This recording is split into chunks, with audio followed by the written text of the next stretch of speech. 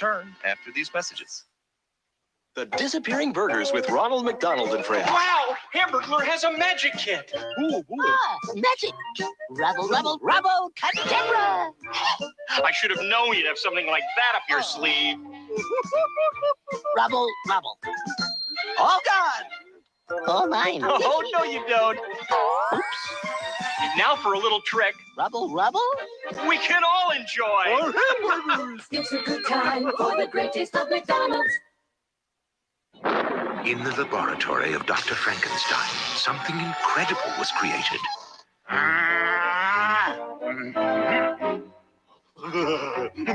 The great taste of pure milk chocolate and delicious peanut butter.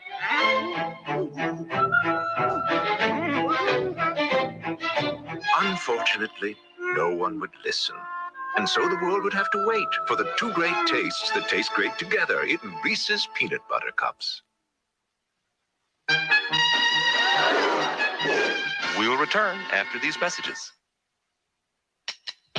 Tricks puts the dig in your gig. It puts the boom into your beat.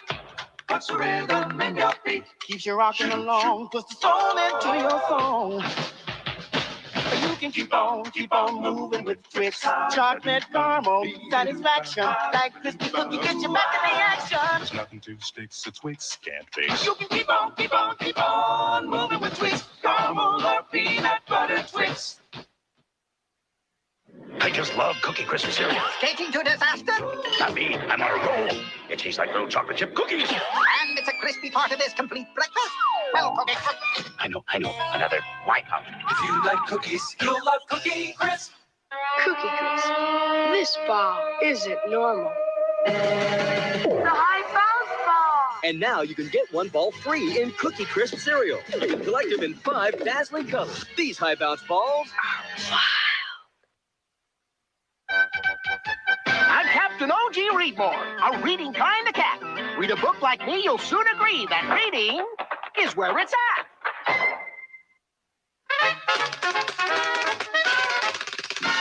And now these messages.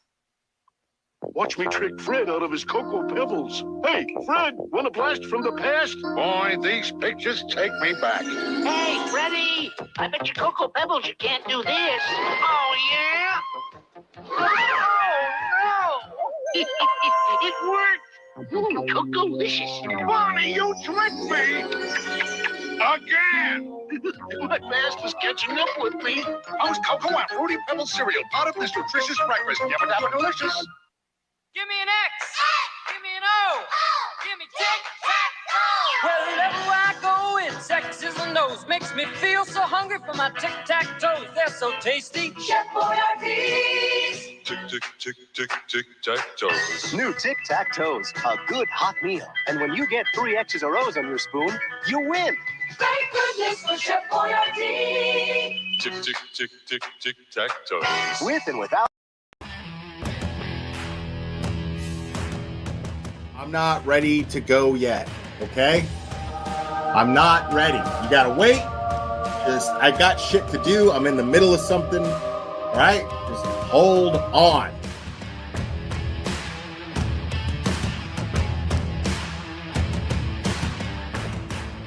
Watch your mouth or don't come in here. Uh-oh. Oh, yeah, people, come on, we're adults here. You know what? What is the point? Yeah, we're adults here. I got a fucking Burger King fucking thing on my head. We're all fucking adults here, guys. People in my chat, 2 words. What are they? 2 words. Let me see the chat flood. Let me see the chat flood. 2 words. Okay, next caller. Please. Let's get into the meat and potatoes, which translate in American to dick and balls.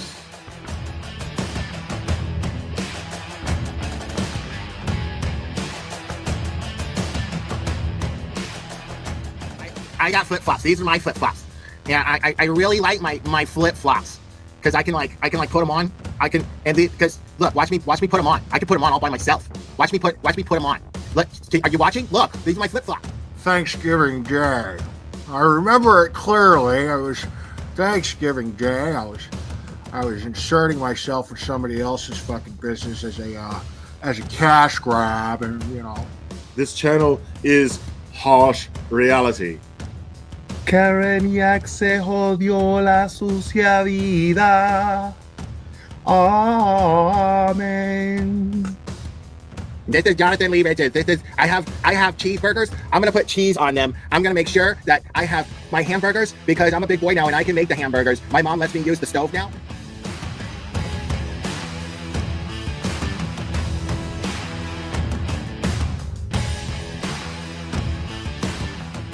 And I'm just like, wow, I like receipts, and they brought receipts. Like they had evidence to back up everything they said.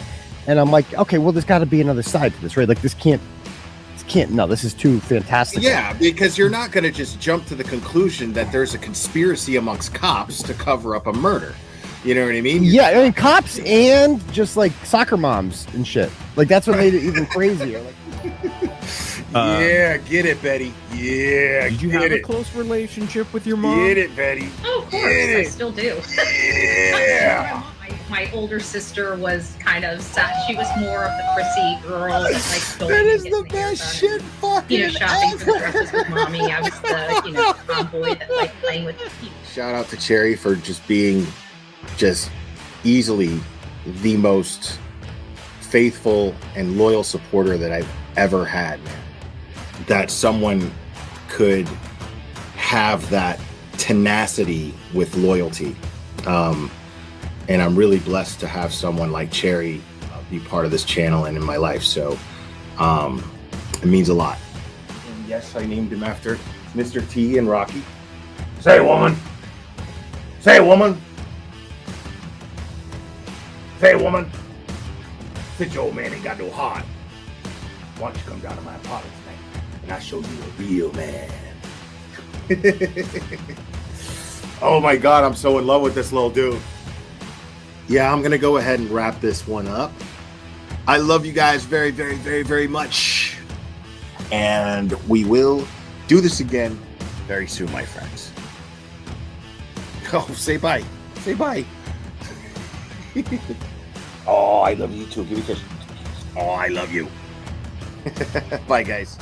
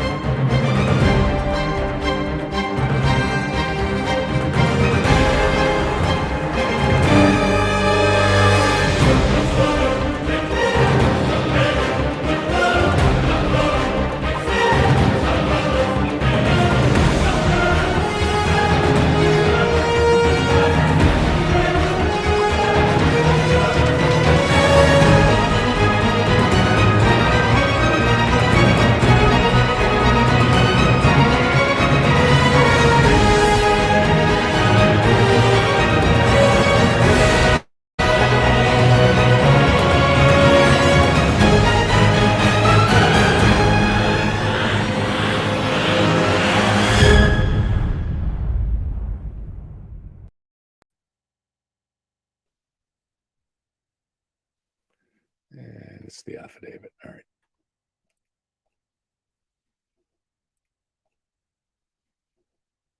Vantage boys.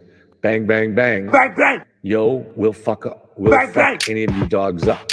Bang, Yo, bang. you challenged my boys. Bang, bang. Them advantage boys to a fight, dog. Bitches ain't we about that life, son. We about that life. And we from Sharon, son. Y'all can't bitches ain't so hot. Us Sharon bitches are advantage boys. Nobody is fucking with us and shit, dog. I mean, I don't want to keep reading. And we from Sharon, son. Y'all Bang, bang. can't bitches ain't so hot. Vantage boys. Vantage boys. Bang, bang, bang. Yo. Bang, bang. Vantage boys. Bang, bang, bang. Yo, Vantage boys. Bang, bang, bang. Yo, we'll fuck any of you dogs up. Vantage boys. Bang, bang, bang. Yo, Vantage boys. Bang, bang, bang. Yo, Bang, bang. life. And we from Sharon, son. Y'all, Canton bitches ain't Vantage boys. Bang, bang, bang. Yo, we'll fuck any of you dogs up. Vantage boys. Bang, bang, bang. Yo, we'll fuck any of you dogs up. Woo! Oh my goodness, folks, dude, yo, yo, big shout out to whoever made that. I forgot to check who made that, but they tagged me in it on Twitter, and I loved it. People, we're gonna have a good show tonight, man. I'm really stoked. I've got Sean McDonough backstage. I know a lot of you watched him last night on Young Jerks. I'm going to bring him on in just a minute. I just want to address a couple of things real quick before I bring him up. First of all, rest in peace, Carl Weathers. As you all know by the name of my dog, Clubber, I am a big fan of the Rocky franchise, so it really stung and cut deep today's news about Carl Weathers, Apollo Creed, and his passing. It hurt a lot. So I'm really bummed about that. So I just wanted to address that. Another case that I covered at one point, and I've just been sitting here like everybody else waiting for the damn trial to start. But I got to point this out. I got to take a second and talk about this just for a second before I bring Sean up. Sarah Boone, dude. Now, this woman has, I'm starting to have this weird small appreciation for her ability to absolutely troll the justice system. I mean, why has nobody thought of what she's doing before, just to avoid buzzing for truth? Oh my goodness, real quick, we got to do this. We got to do it.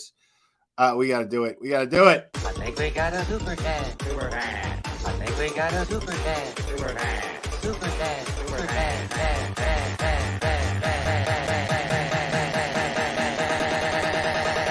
I think we got a super dad. Okay, buzzing for truth. Thank you so much, Clubber, Rick, Carl. Love you too. Awesome. Thank you so much, buzzing for truth. Yeah, Sarah Boone, real quick. I just got to cover that real quick because, I mean, dude, she is going for her seventh court-appointed attorney. Why has nobody thought to do this before? So basically, her method is to drive each court-appointed attorney absolutely insane to the point to where they file a motion to recuse themselves from representing her. It's mind-blowing. She hacked the justice system. She fucking hacked it. It's insane. I mean, and let me tell you, give you a little backstory of why I appreciate this. Because I hated school growing up, and I kind of had a similar method. Because when I was in middle school, my teachers hated me so much because I was a big shocker, the class clown. And I would drive my teachers crazy, but I would also not do any homework. I failed tests. I didn't study for them. I didn't give a shit about school. I hated school. And then what my teachers would do is they felt no choice but to pass me, simply so they didn't have to deal with me another year. If they failed me, I was stuck with them for another year. They were stuck with me for another year. So they were like, no. And they would tell me this. I'd be like, so did I pass? And they'd be like, well, no, but I'm passing you anyway. Why? Because I don't want to deal with you for another year. There's no way. And then what? Another year after that? No, I'm not doing it.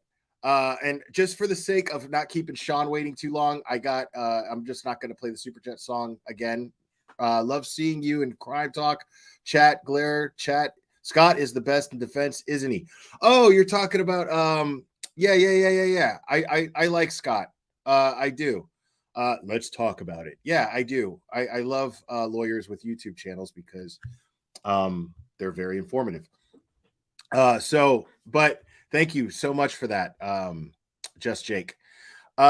So there was two choices: either pass me or send me to a violent opportunity school because I was not a violent kid. So I wouldn't get into fights with anybody in middle school, and they couldn't send me to a school that was basically a prison for bad students. So they had no choice but to pass me. And then when I got to high school, I was old enough to drop out, and I was just like, I don't give a shit about school anymore, so I'm just not going to go. And this is what Sarah Boone is reminding me of. She's reminding me of this tactic, which is you understand now why I have to kind of appreciate it. It's pretty slick, but I'm wondering how long she's going to get away with this shit. It's amazing to me. I mean, so she's just going to drive each lawyer crazy until they file a motion to recuse themselves from representing her. It's amazing. And then she just never has to go to trial. Amazing. But once that trial starts, folks, I will be covering that trial. Sarah, I'm not giving up. I am not one of your lawyers. I am not going to give up on your case. I am going to continue and wait patiently for when your trial starts, and I'm going to cover it. And I think that she's guilty as shit. And the more this happens, the more I think that she absolutely deliberately killed her boyfriend via a suitcase. Incredible. Like, incredible. Anyway, guys, I have a very special guest who will be joining me right now. I have Sean McDonough backstage, former DEA agent. I don't know his entire resume. I'm going to let him refresh all your memories who know and refresh mine as soon as he comes up. But I have been very anxious to get his perspective, and I watched him on Young Jerks last night. And supposedly, as he was telling me backstage, that he quote unquote cut his teeth with old Plevin MC Plevin. So we're gonna go ahead and bring him up. Sean, how are you doing, buddy? Will, how you doing, buddy? Thanks for having me on. Oh man, it's my pleasure. And I meant to say, like, as soon as I stopped and I started the show, I was just like trying to manage time really quickly, and I realized I was like, fuck, this guy must think I'm the rudest guy in the world because I didn't even say thank you to him on a personal level for joining me. And I meant to say thank you backstage, but I didn't. And so I'm just going to go ahead and say it now and eat the dick for doing and I should. Not necessary, Will. Thank you for joining me. I'm thanking you. I'm thanking you, Will. Thank you. Dude, I don't know why, but I'm just an asshole with a loud mouth here, buddy. Ask Cherry, she'll tell you. But man, it is a pleasure to have you here. I have nothing planned here. I don't know. I just know that we both this is how I like to do my show. I like to have a very natural conversation. I'm not a journalist. I don't consider what I do interviews. I'm just hoping to have a very natural conversation with you about this case and get your thoughts on it. And based on your DMs with me, you are very, very passionate about this case, and very passionate about getting justice for John, as well as Karen Reed. Lisa, thank you for becoming a member. Welcome to Logic. Thank you so much. I first off, for the viewers who don't know who you are, give us a little history. We know you're former law enforcement. Give us a little history as far as what your experience is in law enforcement, please. Okay, well, I've had 35 years in law enforcement. The first 7 years, I was a police officer between the Capitol Police in D.C. and the Arlington County Police Department, Arlington, Virginia. I hired on with DEA in 1986, and I spent 28 years with DEA. I went from Springfield. Where were you? I'm sorry, you were just about to say that. I was going to ask you where. So DC to where? So I went to DC to Springfield, Mass. Springfield, Mass to Houston. Houston Okay. to Lima, Peru. Lima, Peru to Naples, Florida. Naples, Florida, Fort Myers, Florida. Fort Myers to Caracas, Venezuela. Caracas, Venezuela to Bogota, where I retired. Back to Naples. Ooh, wow. Yeah. So you went to South America, and so you were in the shit, huh? Down there in South America. That's put it mildly. Wow, yeah. I didn't do the wine and cheese route. I was afraid I was overstating, but you're like, yeah, okay. Jeez. I mean, so listening to some of what you were talking about with Mike last night, what is it that you find that's just the craziest about, as far as your experience as a DEA agent, what do you find that is just the most mind-blowing about everything that you're seeing as far as how this investigation was conducted? I mean, Well, just start wherever you want.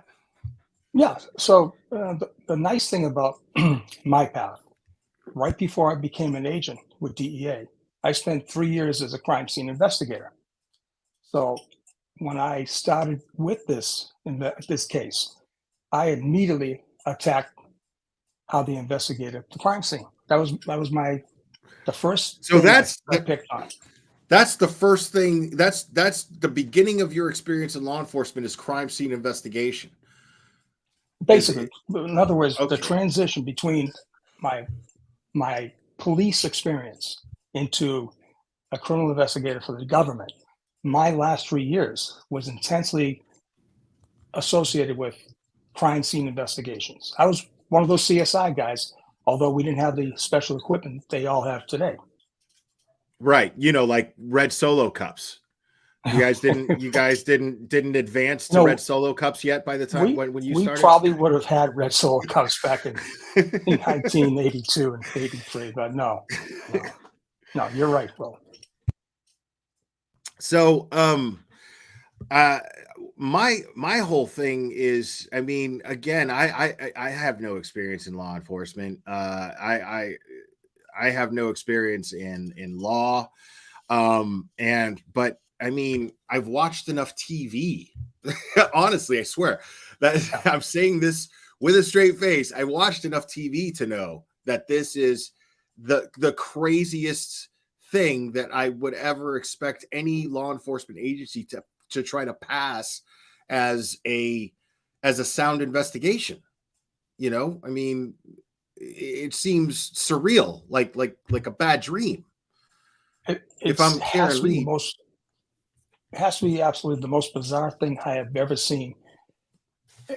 I'm not gonna say I'm a passionate about true crime, and because I did it for 35 years, but this case it floors me how they could put a straight face on from the actual arrival of the first responders to the end of the investigation. It's completely bizarre. I mean, is there anything in your career? Is there any experience in your career that even comes close? I mean, that you've seen? I mean, because you've had to liaise with local law enforcement agencies as a government federal agent, right? Absolutely. Absolutely. You're right. Have you seen any local law enforcement agencies even try to pull any shit that's even remotely resembles this? Well, the nice thing about my career, even domestically and internationally, we work very closely with specialized units. We call them task force, and we trained the task force agents. So they were kind of our mold, right? Now, I'm not going to lie. There were some police departments that were shady, but at least we had guys we could trust. But this case, and let me back up a little bit. I was thinking about this today. These police officers didn't wake up that evening or that morning because you had the midnight shift going into the day shift, right? They weren't corrupt people. Something corrupted these officers. And that's the question that I hope the federal government will answer for us, because I have to believe, well, I can honestly say let's say the detectives, their previous cases were spotless, pristine. Right. So there's a fallout here. Yeah, because common sense tells me that. I mean, again, you would know much better than I would, but common sense tells me that this, like you just said, that they have to be following orders from someone. This has to be coming from. I mean, my common sense dictates that it's coming from the DA. It's coming from Michael Morrissey's office. I mean, not necessarily him himself, but he has to be signing off on it in some way, shape, or form. No, I mean, initially, it had to be something on a very intimate basis. Let's face it, this thing happened at 12:30 in the evening. Okay, I don't think Michael was brought into it that early. I believe at some point, somebody in that group had enough chops, had enough power to call in all his marks, because like I said last night, what would make so many people in this chain risk their careers, and they're going to go to jail, their freedom to frame someone to protect someone else. So you do believe that this is a frame up and not negligence. This is corruption, not negligence. This is absolutely corruption. This is absolutely a frame up. This is not negligence. Not at all. There's no way.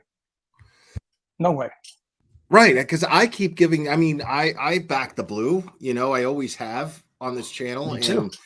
And so, I mean, I'm getting a lot of, obviously, but I'm getting a lot of pushback from people, you know, like, what happened to you, Will, blah, blah, blah. And I'm just like, well, I mean, all I'm doing is looking at the facts here. You know, I don't want to, I didn't want to go into this case trash talking any cops, you know what I mean? Or, you know, feeding into a narrative that there was corruption or even negligence from law enforcement agents. I mean, it's kind of heartbreaking to be perfectly honest, but I mean, it just seems to be one of those, it is what it is types of situations. I mean, what do you think? What was your first indication that, first of all, how did you start looking into this case? What brought you, what grabbed your attention about this case, and how did you start looking into it? Walk us through your experience as far as how this came across your desk, so to speak. Yeah, I mean, boss, basically in February of 2022, I clearly heard about the incident that happened in Canton. My father and brother lived in Canton. My family home was in Canton for 53 years. Right, I hear a Massachusetts accent there. So. Yeah, you should hear my Spanish with that accent. That I've never heard before. Because I grew up in South Florida myself. There you go. I know. Yeah. Was it Hialeah? Yeah. Hialeah. Yeah. That's right in the Mecca. Yeah, don't ask cops there about me. You'll change your opinion altogether about me there. Right. No, so obviously that's how I heard about it initially. And like most people I've talked to, and they heard it, they said it was awful, what a tragedy. And then life went on. And I was on a golf course with my best friend, and we talked about it. And he said, "You gotta look into this case, Sean. There's a guy up in Massachusetts. His name is Turtle Boy. This will be up your alley because there's a twist." And the Wait, I'm sorry. Who told you about that? About Turtle Boy? And told you to look into? My best friend from high school. We've known each other since high school. He was a captain of the football team. Is he in law enforcement as well? No, he's a businessman. He presses the flesh every day. He's a great guy. Right on. And we're on the golf course, and he says, "Sean, you gotta check this guy out." And I said, "Okay, you want me to check out a guy named Turtle Boy? Okay, Billy, you're fucking with me, right? You want to fuck on my game?" That's what I thought. That's what I thought too. I wasn't playing golf, but people were like Turtle Boy, and I was like, "What the fuck calls himself fucking Turtle Boy?" And I thought it was a guy named Dolly, who we never really talk about here, but I have before. And I was like, "No, wait, what? But Right. yeah, there's a guy who likes to call himself, compare himself to a turtle or something like that, and he's a moron. He's like the anti-Aiden, which is pretty funny. Yeah. And so go ahead. no, I'm sorry. And my buddy was serious. I said, okay, Billy, I will. And I did. And I read his blog, and initially, as a police officer, probably as yourself, Will, I said, there is absolutely no way that I can believe any of this stuff. It was his first blog about the corruption, about the framing. And I said, Jesus, because I didn't want to believe the Canton cops, where, my family home was for 53 years, could be involved in this. I definitely didn't think the Mass State Police would be involved in something like this, because I worked in Massachusetts as a DEA agent for 9 years. I worked closely with the Mass State Police. We're on a task force together. They're great guys. So immediately I just said, whoa, I can't co-sign this. I can't. However, it was after his blogs that I started getting the reports. The initial reports I started questioning. And right off the bat, the initial reports suggested to me something very wrong is with this case. I felt it from get-go. So I started digging and digging and digging and digging, listening more to Aiden, digging more, seeing more of his blogs. And I said, holy Christ, this is a stone cold setup. This is a frame job. And I never backed off that, never once. And so that's how I got in it. What I first questioned, obviously, the protocols that were completely violated, completely ignored for how you secure a crime scene, for how you process a crime scene. Now, granted, I will give the cops a little pass, okay? There was a lot of confusion, but they did not take control of the crime scene. They kept those three women, Karen, Kerry, and Jen. They kept them on the scene.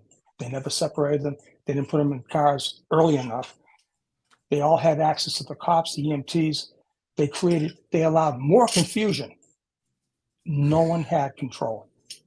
Right. See, that was my whole thing is I was thinking that, I mean, why didn't anybody, one of my first thoughts was, why didn't anybody do a basic wellness check on everyone in the home? This happened on their property. Why wasn't the first instinct of a responding officer to say, hey, do you mind if I just go inside real quick, or at least knock on the door? Because nobody lived there. Nobody that was outside lived there, but Jen McCabe's sister lived there. So why not just knock on the door and say, we just want to make sure everybody in the house is okay? Because there's a police officer with clear injuries who is within an inch of his life right here. Why? I mean, I need to make sure everybody else is okay, but this never happened. And to me, that was the first thing that should have taken place. So right away, my antenna is going up as far as like, wait a minute, something's wrong here. And then once that happens, then I'm starting to look for what else is wrong, and it's like you're saying, they just didn't seem to secure the scene at all. Like one simple basic thing that you would normally do to secure a scene and preserve evidence in any way, shape, or form, whether it be, like you said, witnesses, separate them, get different stories. I mean, if I've done live streams where I had nothing better to do, and I was just like, let's look at some body cam footage, just random body cam footage of drunk people. You know what I mean? And one of the first things that happens is somebody calls the cops. The guy with the cop with the body cam is like, okay, come over here and talk to me. There's always a standard procedure of separating those people, as you just stated, so that there's not conflicting or Illusion. Right. There you go. Brittany Autumn, thank you so much. Thank you for joining the Glare tonight, Sean. I absolutely love listening to your viewpoints. You two might be my favorite duo. Oh man, this might just be the start of a beautiful friendship. We'll see. Thank you, Brittany. How about that? So, Will, real quick, I put myself in to say, forget about Sarah, the rookie, Mulaney, okay? He's right out of the academy. Think about what they saw They saw a guy with no coat, right? No coat, a missing shoe. By all appearances, beaten to a pulp. Okay? It's snowing. It's 10, 12 degrees out. Like you said, the logical thing for that rookie would have been, hey, this guy was in that house. The girlfriend saying he was in the house. That's a clue.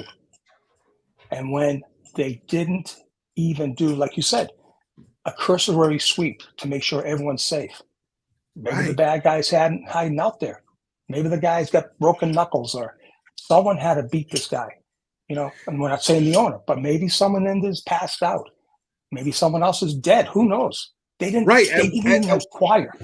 Because you have to ask yourself, at what point did they know that that was the home of a police officer? Because it was Brian Albert's home, who is a police officer. So if you see a police officer who's laying there just about to die, and that doesn't take precedence as a police officer to check on this, why wouldn't your instinct be like, okay, this is the home of a cop. I need to go in there and make sure that there are no other cops that are down, that make sure that this cop wasn't targeted because he was a cop. You know, why didn't this happen? And that's another part about training. Even though it was an outdoor scene, the logical conclusion, right, in the initial stages would be, hey, listen, this happened inside. We have to make sure the inside is secure for safety. Forget about accusing people. Those cops should have said, we're coming in. I don't care if Brian was the cop, the whole 9 yards. They had to alleviate their suspicions. Was the whole scene in totality a secure environment? They had one guy on the ground, a Boston cop, right? He didn't get there magically. There's an inference that maybe this is inside. Let's make sure we do a cursory sweep to ensure our safety, the cop's safety. What if a guy's in there with a gun? What if the guy's held up? What if he killed everyone in the house? They didn't know that. They didn't even bother to check. So I mean, and I'm sure you're aware of the Sandra Birchmore case, correct? Yes, I am. Right. So now the name escapes me right now because I'm terrible with names, and there's a lot of names. But one of the responding officers in that case was one of the responding officers in the John O'Keefe case. Yeah, Michael Lank. Michael Lank. Lank, exactly. So, I mean, to me, the fact that this happened in this way, and you look in hindsight of everything that we know now, that can't be a coincidence. You know what I mean? Like, because if we're just talking about a first responder, right? I mean, okay, but why? Because Proctor, as far as we know, hasn't even shown up yet. He's the lead investigator. He hasn't even shown up yet. But you'd have to be crazy to not question whether or not Proctor was in contact directly with one of the first responding officers. Because why didn't they do a basic wellness check on everyone else in the home? I'm not even saying to enter the home, just knock on the door and ask and see if anybody's okay. Everybody's okay. Sure. Now eventually Lank did come on the scene, but it was a responsibility of those responding officers. Listen, it was almost like within minutes, EMTs are on the scene. So they got the body, all right? Those two officers should have done an immediate entry to that house to secure their safety. Enter in, say, guys, listen, we're coming in. We have to alleviate our suspicions. They weren't even suspicious. This is my problem. Right. Lank gets on the scene, okay? He knows who owns that house. He knows Chris. He knows he knows Brian's brother. He cost the town of Canton hundreds of thousands of dollars because of his involvement with Chris Albert. There's an association there. That was wrong to send this guy down. He was the sergeant of detectives, and he didn't do any detective work that day, from what I understand. Right. I mean, there doesn't seem to have been any real detective work that has taken place. in this case. I mean, you would know better than I would, but what I'm saying is everything seems wrong from step one on. Seems wrong. I mean, I heard you yesterday, and this is a song I've been singing since I started this case. Sorry, clever again. I guess I know he's a great dog. He's part of the show of just trashing my studio as I do it. So I've got 3 of them right here. They're looking at me. I'm hoping he grows out of it, but as long as he's not tearing down all of my neon and stuff, I'm fine with whatever he's doing. But my issue was, as far as now, you said, is Lank now a detective, or at that time he was the sergeant of detectives in that department at that particular time, right? He got the call for the detective work, so I guess he was going to be the detective. Look at it this way, right? Now, obviously we know now, hindsight, that any major crime, including homicide, they have to hand it off to the state police. What about a bar fight? Well, let's make believe, change the whole scenario. John was at a bar fight. He's out in the gutter on Washington Street, right? Sure. They're not going to go inside the bar and find out who beat the shit out of this guy. Come on, stop this bullshit. Right. What happened to their brains? What happened to their brains? To be no interest at all in in finding out what happened to a police officer who they don't even know is still alive or not. But you have to assume that he's, dying, right? Of course. I mean, the EMTs are showing up. He's unresponsive, so what I'm trying to understand is, Sassy Pants, thank you so much. These are seasoned officers. The lack of blood was the first clues. There was a secondary. Right. I mean, so you've already got Lank on scene, and then we know that Jennifer McCabe, within minutes of calling 911, spoke to Proctor. We know this for a fact because we saw her phone records. We don't know what was said, but we know that there were calls that were completed. Calls that took place that didn't go to voicemail. They spoke. So what I'm trying to understand is or at least I'm trying to theorize here more or less, and tell me if I'm way off. Because we're both of the opinion. I mean, let's just be real. That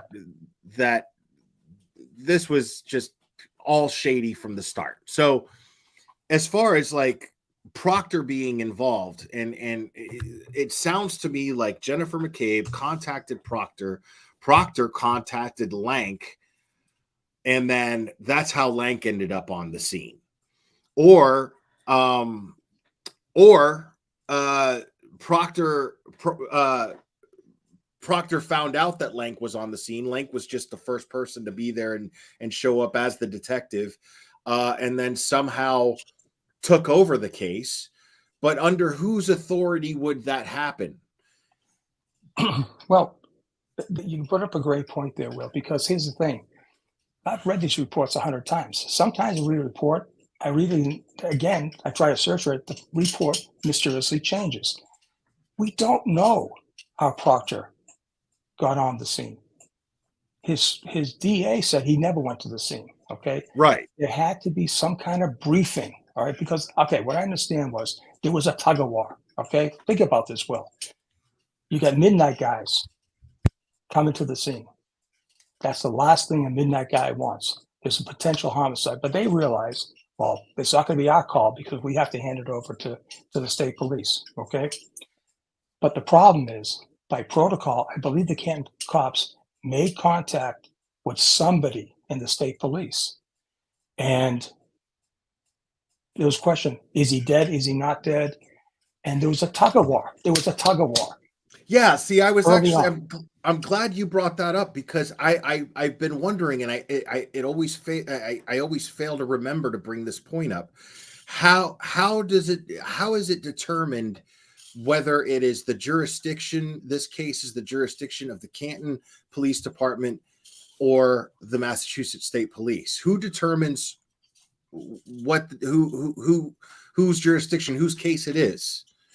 So by mutual agreement, okay, because of the bylaws, Canton cannot investigate homicides, okay, because they don't have the equipment, they don't have the labs, and they're supposed to turn it right over to the state police. The problem is that Canton want to push it off as quick as possible, because I want to go back. It's almost like it was a force field around the house at 34 Fairville. Nobody from Canton wanted to touch that. It was almost like they had those little electric fences for dogs, right? And then we would get zapped if they went by 34. It was almost like they wanted to stay clear of 34 Fairview. The problem is the guys on the scene could not definitively tell the state troopers, is he dead? Because he wasn't pronounced dead until 7:58. Right. Until they actually got him to the hospital. Let's face it. When Sarah said he was unresponsive and not breathing, I mean, let's face it, he's dead. But I guess there's a protocol up there where you have to let the body get to a certain temperature before they can pronounce the body dead. But in my opinion, he was already dead. So, Canton wanted to push it off. State police says we got a blizzard coming. They wanted to push it back. So there was this tug of war. But the problem is, once it became their case, that's when they should have put their CERT team right there at 34 to look for evidence. That's their mistake, right there. Well, They should have put it right there. Well, the only problem I have with that is it unless I'm misunderstanding you, if the state police are trying to push it back on Canton, then how can we suspect Proctor to take an interest in this due to a conflict of interest by being close to Jennifer McCabe? Because my theory has always been, I mean, everybody seems to have the same theory that Proctor wanted the state police to have the case so that he could control the case, he could control the investigation, and pretty much make the Alberts bulletproof because of their association with the McCabe's. Yeah, so I think before Proctor even got into this, I think the highest supervisor on the scene, which I believe was Lieutenant Gallagher, he was making phone calls to the duty supervisor for the state police. So this back and forth, so Proctor's not even on the list yet, I think. And so you have this problem. You got guys who don't want to touch 34.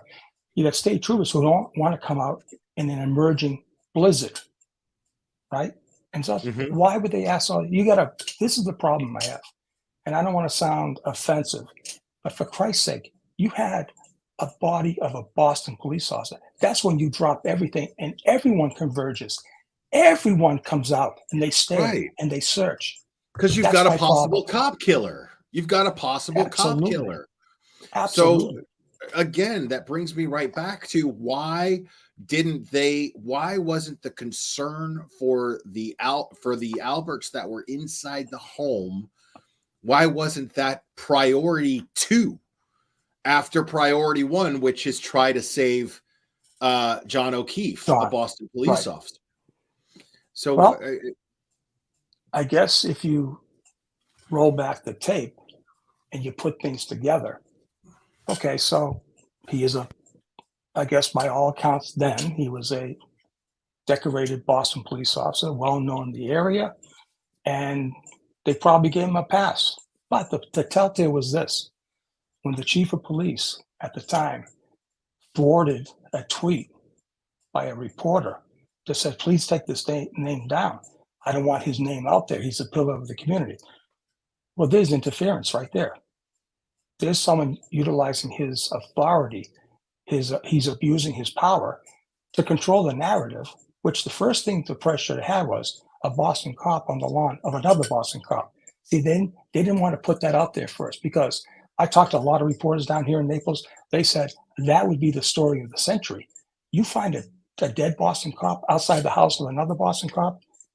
That's the ticket. But no one said that.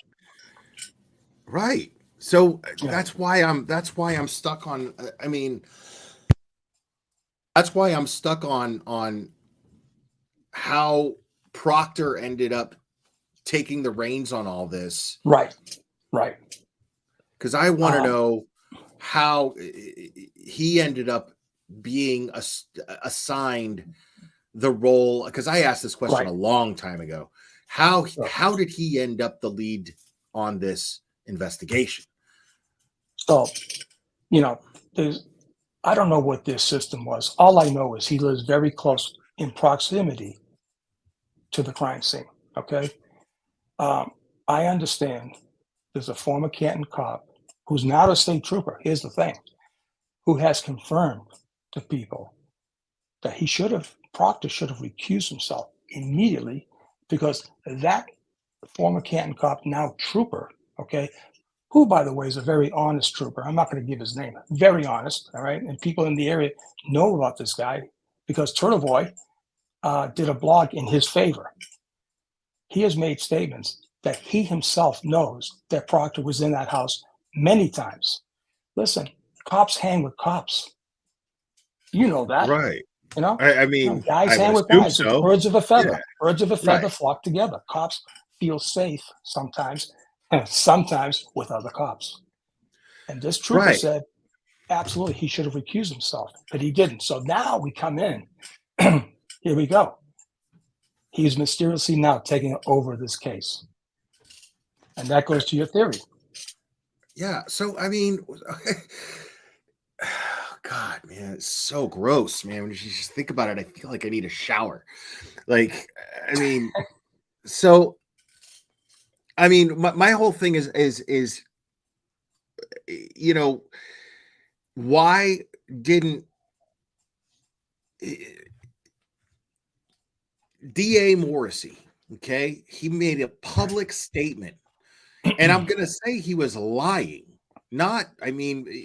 Because he said that shit with his whole fucking chest, man. He was like, there is no relationship between the Proctors and the McCabe's, and anyone who says that there is lying. That anything that indicates this is a lie or something to that effect. And exactly. Then and he says, so that right there would eliminate and he even elaborates and says that right there would eliminate any notion that there was motive for Proctor to plant evidence. But what all that did, once we found out that he was lying, made me think, well, now I just think he planted evidence. You know what I mean? Like, right, like I have why would I think of anything else? Jay Burke asks, what about the Canton cops that quit quick? Somebody else asked that too. Yeah, that's a great question. All right, I'm glad. I don't know if it's John or whatever that person's there. Okay, that's a very great question. So, yeah, Jay Burke asked the same thing. Okay, so I saw that flash up. So that's a very good. The nice thing is about this, Will, we can go forward, we can go back, we can reverse. Yeah, I'm trying to go forward, but I mean, my brain goes all over the place, so I apologize. So, Mr. Burke or Miss Burke, here's the thing. All right, there was at least 4 to 5 Canton cops that mysteriously exited the Canton Police Department shortly after this incident.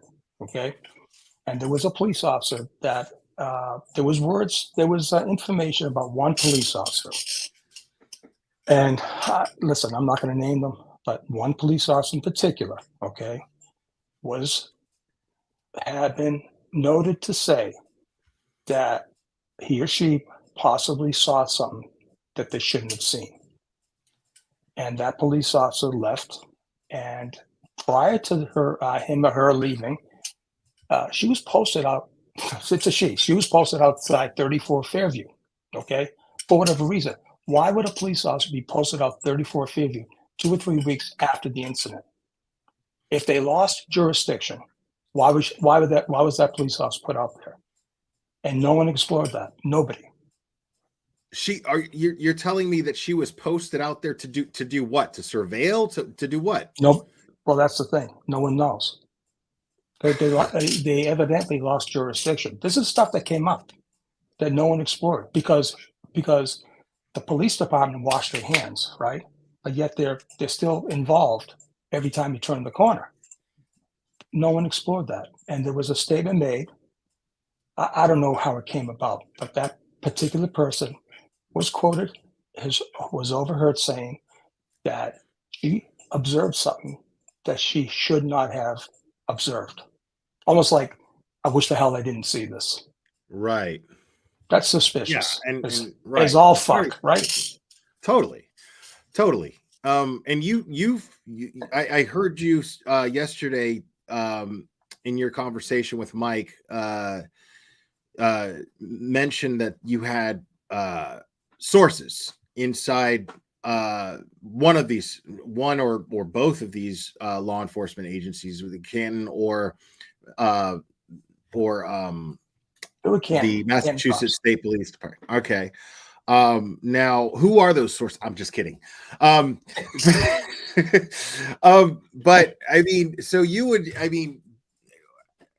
what if you could just, whatever you feel comfortable telling me as far as what you've learned in regards to what these sources have provided you with, as far as information that they've provided you with, walk us through some of that stuff if you can. Okay. Sure. And I'm just curious about that. Yeah, I have no problem. One is completely identified. He has completely come up, but I'll talk about the other source. The other source was an active police officer at the time. And that police officer indicated to me, he said, this was a thing that nobody wanted to put their hands on. It was hush hush. There was this, listen, when you're a cop, right?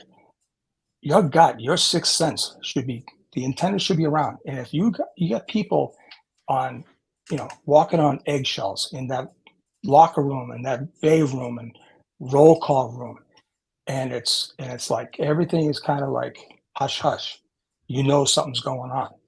And this police officer told me, he said, nobody wanted to touch anything about this case. They wanted to run as quickly as they could because something was not right. Something was definitely going on. And I'll tell you another thing.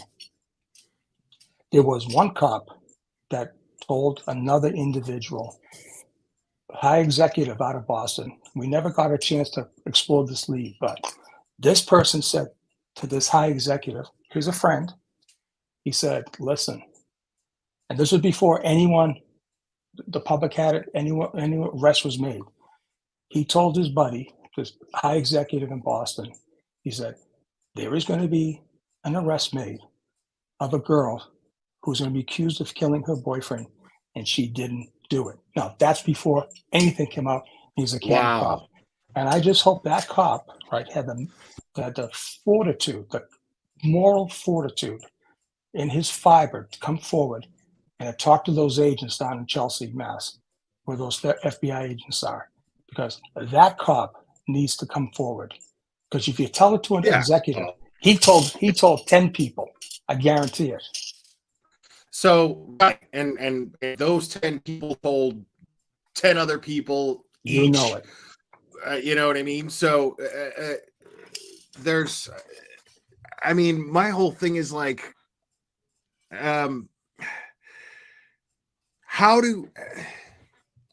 we could basically just assume that the FBI already knows. I mean, if you're obviously, you would have told the FBI who this source was if they came to you, or if you're as passionate as you are about getting justice for John and making sure that Karen Read does not get falsely convicted over this. then I would assume that you would come forward to the FBI and tell them, hey, this person told me, and the FBI would absolutely question this person and make them a witness in whatever's going on. Now, absolutely. In fact, both of those sources that I just talked. Well, I didn't talk about that. Both of them had extensive interviews with the FBI. They're on record with the FBI, so they've had hours of conversations with the FBI. Because you're looking at two things here. You got a state case prosecution, and you have an FBI investigation, and they both are on record with the FBI. Wow. So I've heard you say numerous times that you can almost guarantee that this case won't go to trial. It can't. It's suicide. It'd be a suicide mission. Right. Now, that brings me to another question, which is, because I'm of the opinion justice for John O'Keefe is lost. Brian Albert, because the thing is if Karen Read gets exonerated, and you'd have to be crazy to think that she wouldn't. Once she's exonerated, then people are still going to demand justice for John. So their investigation, what's going to end up happening, there's only one other place where their investigation would be directed towards, which would be 34 Fairview Road, right? So their investigation would have to go there. Now, knowing that the house has been sold, knowing that Chloe has gone to God knows where, but dog heaven in Vermont. Yeah, dog heaven in Vermont, according to Jennifer Coffendorfer. And the floor in the basement being refurbished, and basically the evidence in the home is gone, and new owners live there. Everything. How, without any evidence, or at least any physical evidence, what are the chances based on what you know? I'm not asking you to tell us everything you know and who's going to say what and blah, blah, blah. I'm saying what do you believe are the chances between a scale of 1 to 10? What do you think are the chances that there will be an arrest made that is justifiable in John O'Keefe's death? Between 1 and 10? Yeah. 20. 20. That's it. Listen, okay. I'll tell you why. I'll You're tell you why. that I'll sure. tell you why, Will. Okay, please. Absolutely. I'll tell you why. Okay. The investigation. Okay, first of all, Karen Read doesn't need the FBI to help her win this case. Okay. Just we all know that. Yeah. Right. Yeah. So she has double duty here. Her team has to clear her. Well, that's a ground ball. That's done. They also have to have, and this is where I told you earlier in the back. What do you call it? Backstage there. This is the most important 2 weeks of this whole case. Okay. On the face of itself of the investigation, Alan Jackson can that's done. That's over with. Okay. Think about what was said at the last hearing with Davey and Nettie, okay? Said that the United States Attorney for the District of Massachusetts, in good conscience, cannot allow this case to go to trial. Now, Josh Levy is not talking about Michael Proctor planting evidence, okay? He's not talking about that. You know what he's talking about? Prior to Turtle Boy coming out in April 18th, whenever he did his first blog in 2023, the FBI was involved. Someone says, Turtle Boy says December of 2022. Someone else says 2020. I don't know, 2022. Someone else says August. How about March of 2022? I found in Natalie's files that there was a reference that the FBI knew exactly who killed John. March of 2022. I've got that statement. Wait. Let me hold on. I got to do my little if I could do it quick enough. Hold on. I don't think I can find it fast enough, but oh well. So you're telling me that in March of 2022, the FBI already knew a month after Karen was arrested. Right. They already knew that they already knew who was responsible for John O'Keefe's death. The defense team knew who was responsible for killing John O'Keefe. Okay. Yeah, because Okay. I mean, yeah. So think about this. Okay. What was going on? What was going on around that time? You had Birchmore. You had Birchmore, right? You had a lot of questions in Birchmore. Was the FBI investigating that case? Were they on a public corruption case on someone in Boston that led to Norfolk or whatever? Listen, I'll tell you right now, these wiretaps and these investigations of public corruption, there's all kinds of tentacles. Okay. So wait a They second. could have possibly. So I found Rewind. There are wiretaps. I'm not aware of any Yeah. wiretaps. So Yeah. talk to me about the wiretaps. Okay, so because of Natalie, all right, there was information contained in her files. We call them the Natalie files, okay? And there were information contained in her files that had so much information, it was voluminous.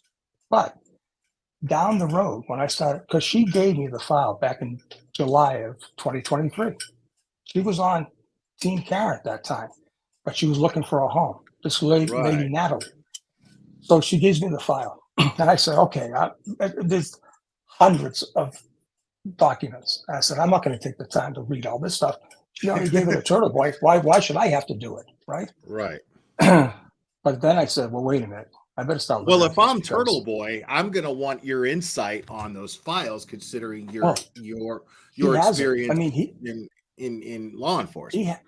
He had it all. That's what I'm saying. She gave it all to him. Okay. Piecemealing it. Okay. But it came to me in a full package. He had it all. So I'm saying to myself, well, hell, I mean, Turtle Boy's got it. He's got this thing on autopilot. I don't need to go. Why did Natalie flip? Why did Natalie flip? Well, she was slapped around, right? I mean, she tells her story, but the bottom line is, I'm glad she gave it to me, right? Because I was able to analyze in a law enforcement mind. Maybe Turtle is he's a journalist. He's got the platform. He just didn't have the law enforcement background to pick apart what was actually happening, all right? I saw at one point he was off on some kind of tangent. He was missing, it's hard to explain, but he was missing a crucial part that they were trying to explain to him. He missed it, but eventually he got it. But that's besides the point. There was a part in her files that documented that, quote unquote. Listen, one of the trolls, probably knows this guy. One of the trolls put the text out 2 days ago. Put the text up, and the text said they did it. I saw that. That was one of the first things that I saw going into this case, because I was like, somebody had to leak that. You know what I mean? So it was either Turtle Boy or Karen, and then it all made sense that it was Natalie who was the mediator between Turtle Boy and Karen at that one point. Right. So exactly. So just 2 days ago, one of these guys got cute. I don't know why. I don't know why. It kills them. And in that text, it said, D.A. Morrissey's cell phone and office phone has been wiretapped by the FBI. Lally's been hiding the ball on me. We know the exculpatory evidence, and we know what they withheld from us. All right. So that's another clue. All right.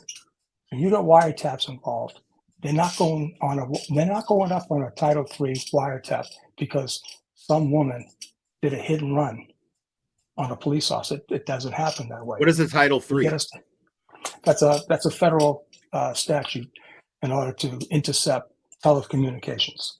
Okay. So you have to do and they had to get a federal warrant for that, right? Oh God, one of the most intrusive things you can do. You have to. And you had to have solid probable cause to get that warrant, right? Exactly. So. This is a very difficult one. I'm telling you, this is the big mystery. So why is this 2 weeks, Will? This is a great time to be on with you. I got to tell you. Oh no, this it next- is, because you are like blowing my fucking mind right now. I'm not even. I mean, you know, your buddy Clevin exaggerating. thinks I'm delusional and detached from reality. All right. He says I'm crazy. Well, listen, I'm not making it up. I got the damn documents. All right. I mean, he still thinks it's hard to plant evidence. Listen, so this next 2 weeks is crucial because I'll tell you why. The federal government is now going to hand over to both the defense and the prosecution why they feel Karen is innocent. It's not Right. because They're not of going to just planting let evidence. her go to jail. You know what I No, mean? they Like, can't. What's right. going to happen is, so let's know what I know. Right? Let's reveal what I know. The FBI didn't need to go Judge Canone to get authorization to get Brian, Jens, Brian Higgins, their cell phone, their text communication. They have it all. They have the geofence. And this is what I'm trying to say. All right. It doesn't, if that house blew up, it doesn't matter because they have the all important. Listen, the greatest thing So, about any right. Okay. conspiracy- So, because the whole thing is the only way, that's what I've been saying, is like somebody has to squeal. Somebody here's has the to thing. squeal. But I Well- didn't even factor in the possibility that that the federal law enforcement agencies would have tapped Michael Morrissey's Right. office, cell phones Cell or phone. office phones. Right. I would have never even, because I'm sitting here going, dude, those people aren't going to talk. I'm like, all the physical evidence Right. is gone. So how are you going to get justice for John O'Keefe once Karen Well, Reed is exonerated? I don't see it That's happening. why. Well, But that's why I said it's a 20.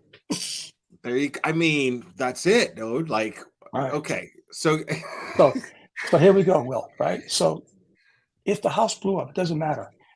You're in a conspiracy. You have to communicate, all right? You're not doing smoke signals, all right? People have to communicate. They use their cell phones. They use whatever they got, right? And they had it all. They had it in the beginning, right? They had it all in the beginning. Now Turtle Boy comes along, right? He is like hammering these people, right? Hammering these people.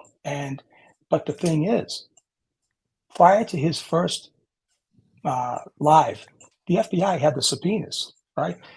They didn't hide it from Morrissey. Let's think about this. They overtly handed out subpoenas to every witness that Lally had. There was no secret. We only know about 2, really. All of them got subpoenas. All of so them. why is Turtle Boy in jail?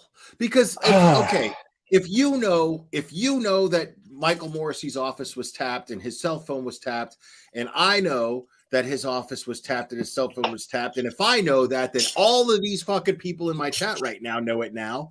So that means to me that Michael Morrissey knew it. So what is he expecting to did. get out of what is right? course So he what did. the fuck is he expecting to get? Because my whole theory is they got Turtle Boy locked up to check his tech to find out what the feds know. That was that's the only motive that makes the most sense to me is Turtle Boy's in jail so that they could find out through his tech and shut him up long enough to where they could find out what's going by going through his tech, what he knows as far as the federal investigation goes. But I mean, if Michael Morrissey already knows that he's already What's he gonna do? His wrists are nailed to the wood, man. Like how What's does he gonna, he? what's he gonna do? What's the point of even locking him up? I don't get it. What's he gonna do? What's he gonna make believe? He's John Gotti. He's gonna go in and try to be Dapper John and beat this case. It's not gonna happen. It's not gonna happen. But right. So I mean, and again, why is Turtle Boy in jail? Why are the Canton 9 charged? That's what I want to know. What is the motive now? Because if the motive was to find out, that's where I'm at right here, Sean, is if the motive was to find out what the feds know, but Michael Morrissey already knows what the feds know, then what is the motive for locking him up? You see what I'm saying? Look at that 31-page affidavit that just came out. Let me tell you something right now. They sat on Natalie's file. Tully is not, he's not dumb. He's a lieutenant with the Massachusetts State Police. Okay. Based on that warrant, he seems a little dumb. I don't know. He seems a little stupid. Well, but here's the thing. He flew out to California in October, a week after Turtle Boy was arrested. All right. He met with Natalie. Okay. He knew. Think about this. He knew when he went into Natalie's files, guess what he saw? He saw about the wiretaps. Think about the pucker factor he read on that plane coming back. He knew that his boss was wiretapped. It's right there. You can't miss Okay, it. so that makes sense. So maybe they want to know who else was tapped. Maybe they want to know who else besides Michael Morrissey could be implicated. Because I mean, before I get into the super chat, because this is a good question, and I wanted to get into this too. But before I get into that, why is it standard procedure as a local law enforcement agent? What would be the standard procedure to go and question a witness outside of the country or outside of the state, across the country, is what I meant to say. So why would Tully go all the way to California to question Natalie?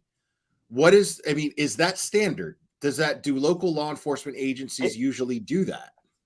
Because of the documentary evidence she possessed, it was proper for him to go out there. Okay, I did see your live the other night. You brought up a good question. You're right. It could have been Zoomed. It could have been whatever. In this particular case, because of the sensitivity, let's face it, dealing with Natalie, I had to do some psychological evaluation of. She was a poor woman that just was looking for a place to be appreciated. Let's face it, she was the middle person between Karen and she was a clout chaser, right? She wanted a role of importance. You know, I'm the key. You got to go through me to talk to Karen. Blah blah blah blah blah blah. Right. But the thing is, it's what she had access to. Okay, and she wasn't stupid. She kept everything. Right. She kept it all. Fuck yeah, you better believe I got copies of that shit stashed. If anything happens to me, dude, I'm pulling a fucking Tom Cruise Mission Impossible. You know what I mean? Like, if anything happens to me, then I've got somebody who's got a key to a safety deposit box that only I know where it is, and blah, blah, blah. She was one of the first evil geniuses in this case because she had a plan. She did have a plan, and she knew. And I would call her. I said, Natalie, Jesus Christ, I can't. When I finally saw what she gave me, I said, Natalie, you are the goose. Because, okay, when I saw the arm, that sealed it for me. When I saw the arm, that sealed it for me. When I started investigating, I love that people argue about that too. It's killing me. The people argue about it. Killing me. That sealed it for me. When I read that document, that the cell phone and his office phones were tapped, I almost dropped everything because I said, my God, what kind of information they could have been exposed to hearing those phone calls. You know, they might even have the whole plot on the telephone. Make sure you put the evidence. Make sure you frame her. Make sure we'll throw this case. She doesn't have to go to jail, but let's protect whoever. They might have the whole thing on tape. So does Natalie have these tapped phone calls? No, she doesn't have that. Oh, I was going to say she had the information, but this is what I'm trying to say. There is no doubt in my mind when Tully came back, he went right into his office to see Mr. Morrissey and said, "Boss, we got a fucking problem here. And you want to know why Turtle Boy's in jail and why the Canton Nine's in jail? This is the ship that's going down, and they're going to do everything possible, right, to spread their wings." Look at this thing with the affidavit on her phones. They don't need Karen's phones. They never needed. This is a power play. This is their last-ditch effort. And I keep telling you this, Will. This is the most crucial 2 weeks of this whole case, right here, because there's going to be explosions happening, all right? They're going to push. They're going to keep pushing. Why is he doing it? Listen. What's he going to do? Say, okay, you got me. He's not going to do that. He's going to do what every politician does. Deny. Look at Bill Clinton. Deny, and then it's over with. Okay, but there's always hope, right? Not this time. That's the whole thing. Poor Turtle Boy. Yeah, I felt awful. I mean, but yes, they definitely wanted his phones. Absolutely. This other thing, that's a whole different thing. That was a stone cold setup. Stone cold. Do me a favor, real quick, Sean. Refresh for me, because you're frozen. Your visual is frozen, but your audio's coming through fine. Your audio's coming through fine. If we have to just settle for that, then fine. What do you mean? No, it's all right. Hold on. If you could just refresh, these two come I back? might have to. Yeah, I might have to bring you back in.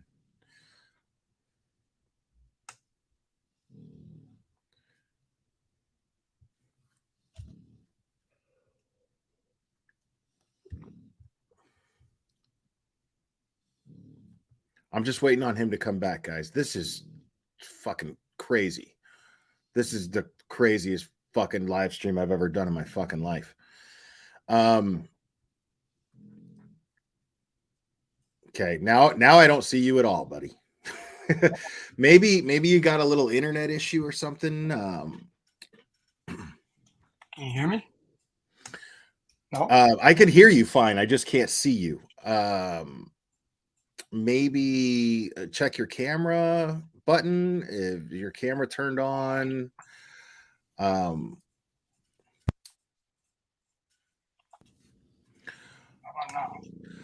Ian, I can answer that. No, nothing. Ian, I can answer that. Natalie, as far as I know, Natalie got her information from Karen Reed. In Karen Reed's defense team, because she was the middle person between Turtle Boy and Karen Reed. So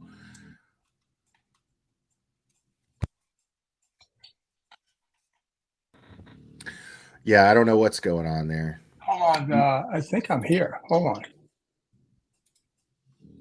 No, Jesus. Let me try to refresh real quick. Okay. And then, want me to stay where I'm at here? Yeah. My camera's on.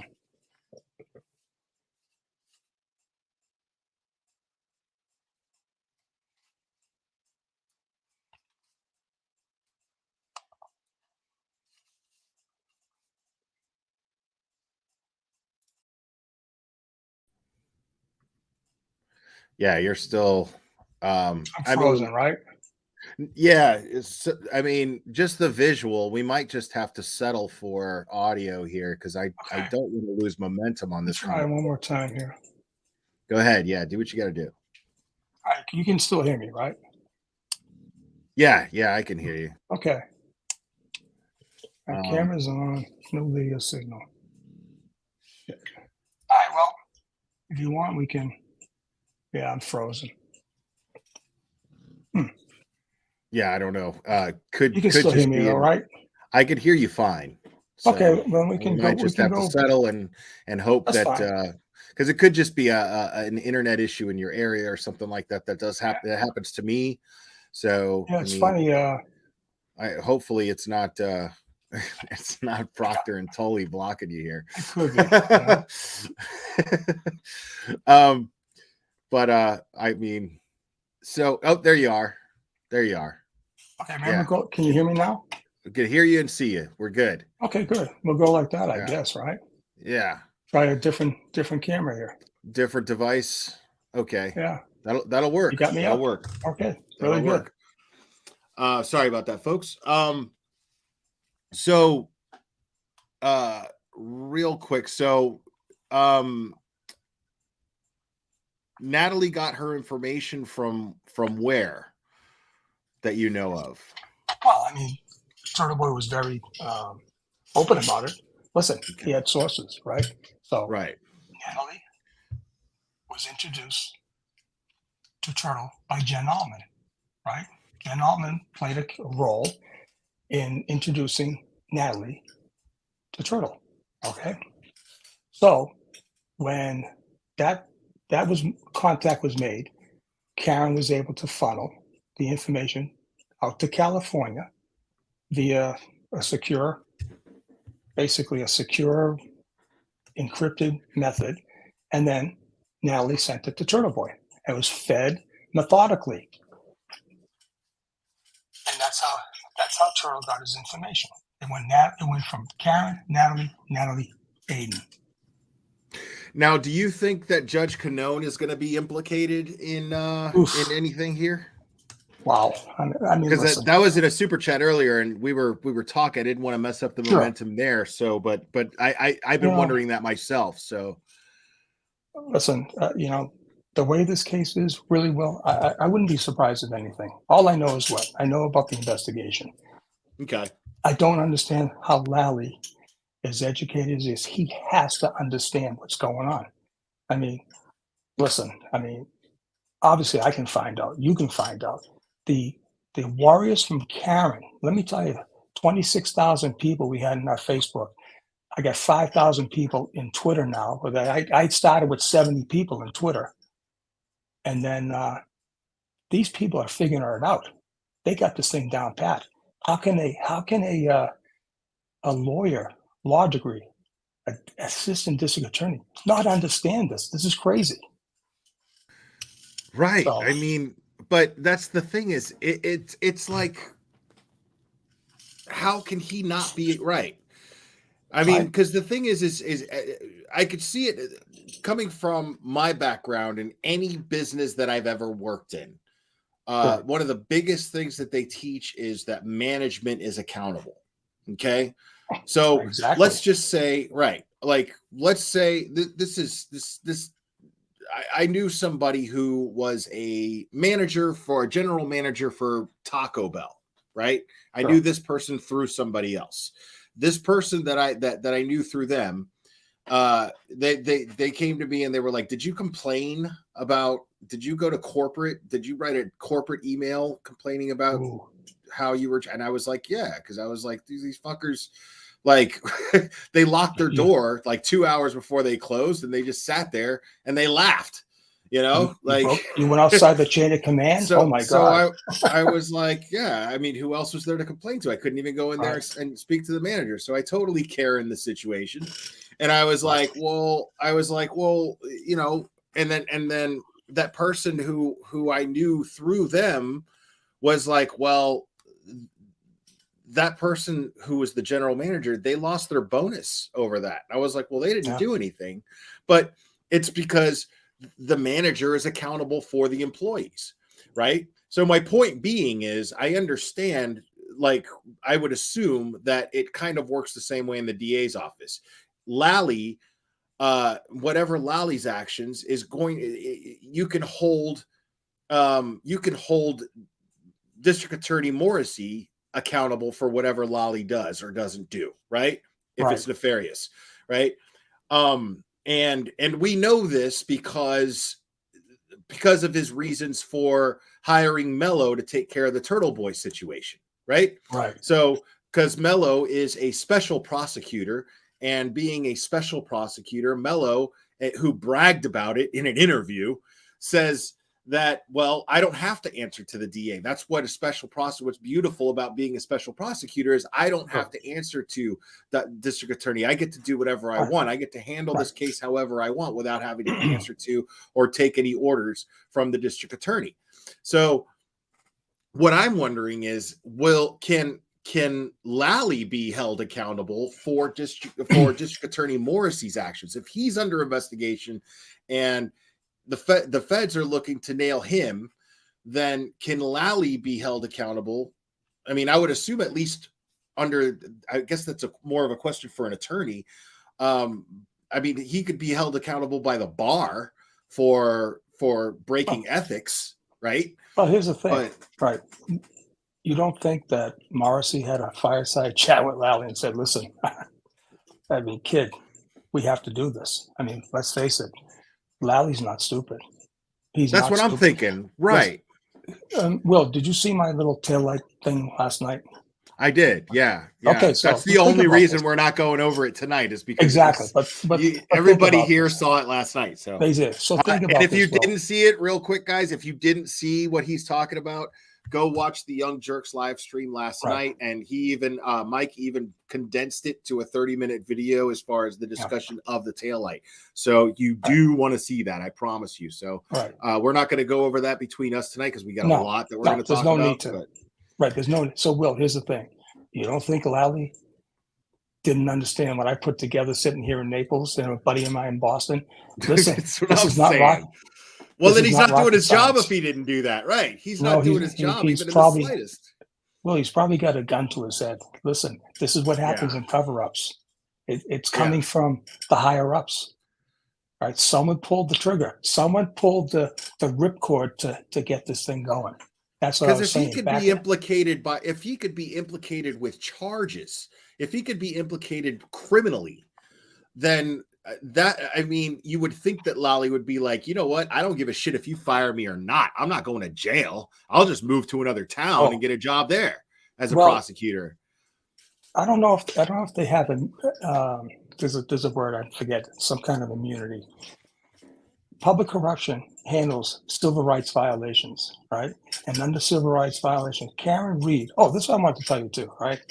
Why is this case so important?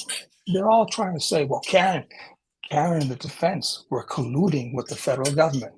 And I said this the other day. Think about this. She's clearly a defendant against the Commonwealth of Massachusetts. She's definitely a victim with the federal government. Her civil rights have been violated. This is the issue.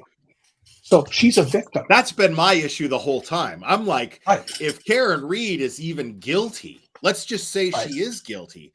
The problem here is that her civil rights have been violated because she is subject to a nefarious investigation. She has rights. Exactly.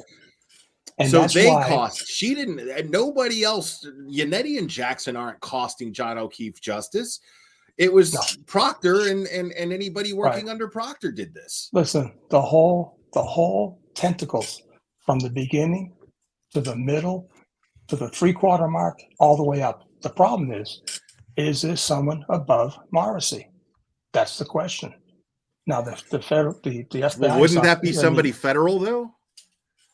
That's going to be under the federal wing, yes. But we're not going to probably find that. That's why this 2 weeks is going to be crucial, because when February 15th comes, that's when Jackson and Yannetti get the opportunity to argue their case as to why the indictments should be dismissed. And they're going to have that package that came from Josh Lively's office, the TUI process, all the evidence, all the exculpatory evidence. Because remember the quote, I can't let this go to trial. In good conscience, I can't let it go to trial. And guess what? They're going to give out the reasons why. Now, that could take on a lot of things. How many warm bodies have talked to the FBI that have cooperated? The geofence, they're going to have everyone in that house. Everyone in that house is going to be identified, and the length of time they were there. Trust me.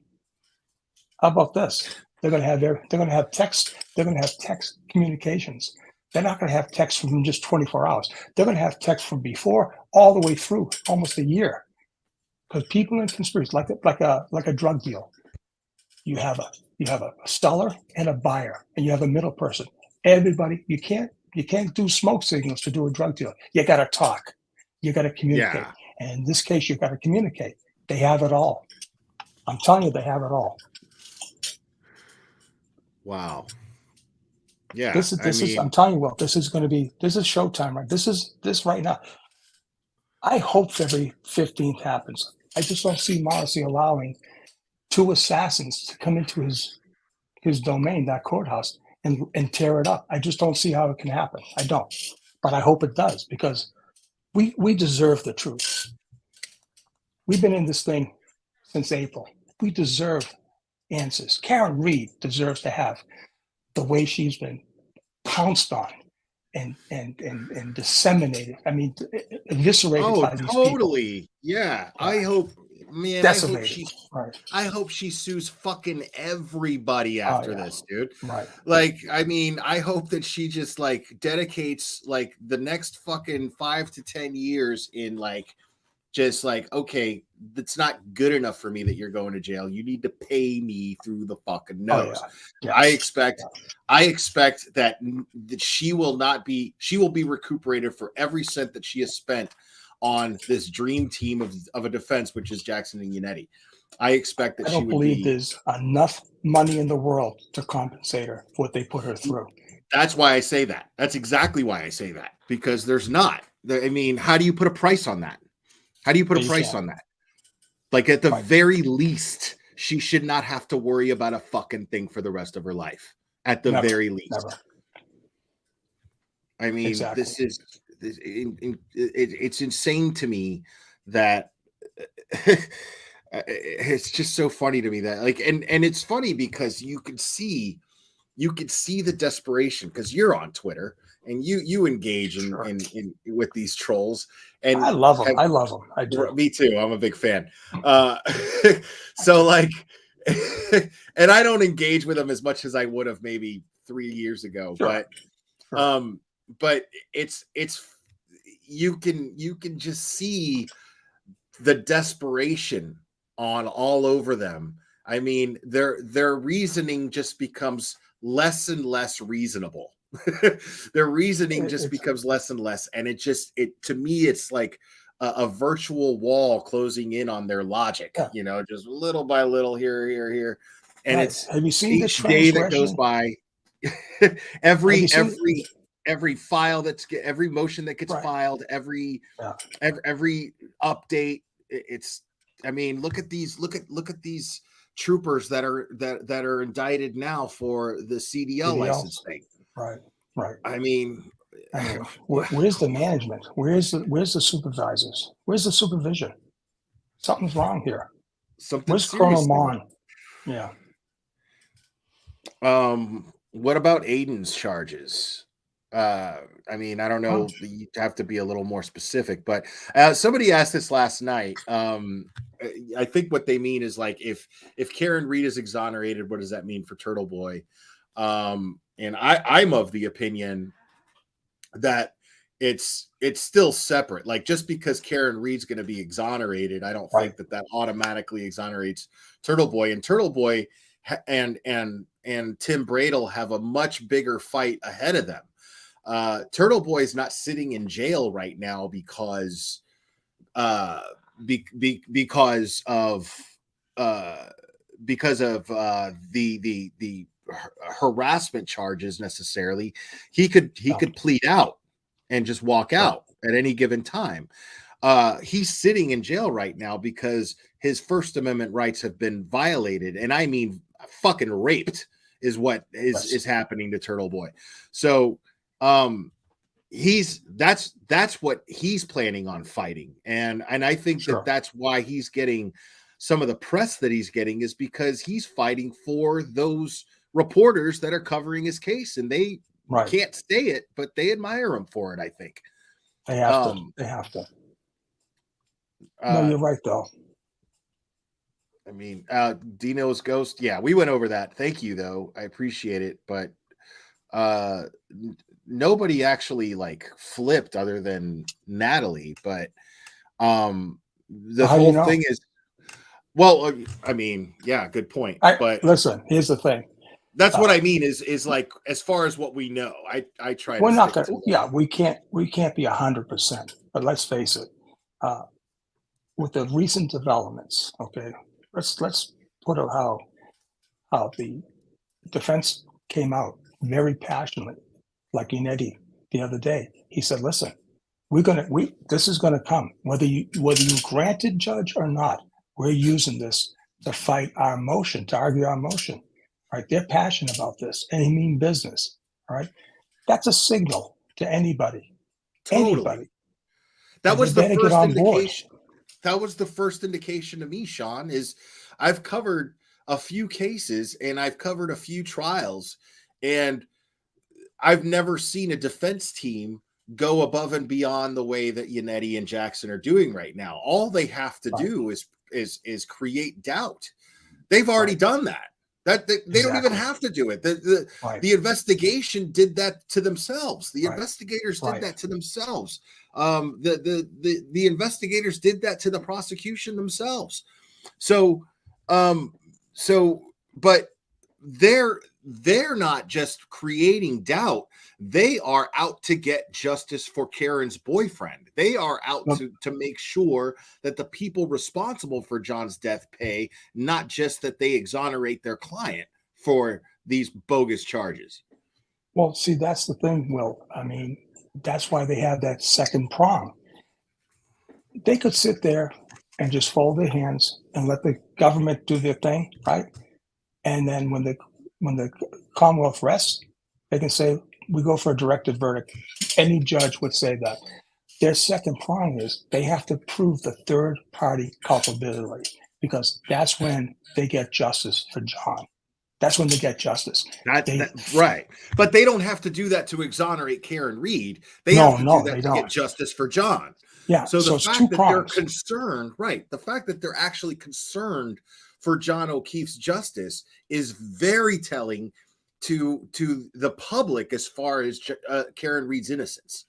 That is absolutely that to me speaks volumes to Karen Reed's innocence. Is that these guys are like, well, we don't have to prove who did it. We just have to prove our client didn't do it, and we don't even have to do that. We could just poke holes. The burden's on them, right? Right. We could just poke holes in whatever the prosecutor's trying to pull, and there and it's easy to do that. You don't have to go to trial to do that.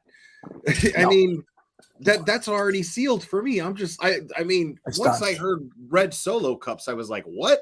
I was like, I've said this 100 times. It's like, if I go over one thing where that could plant doubt in one juror, which is all of the defense's job is to do.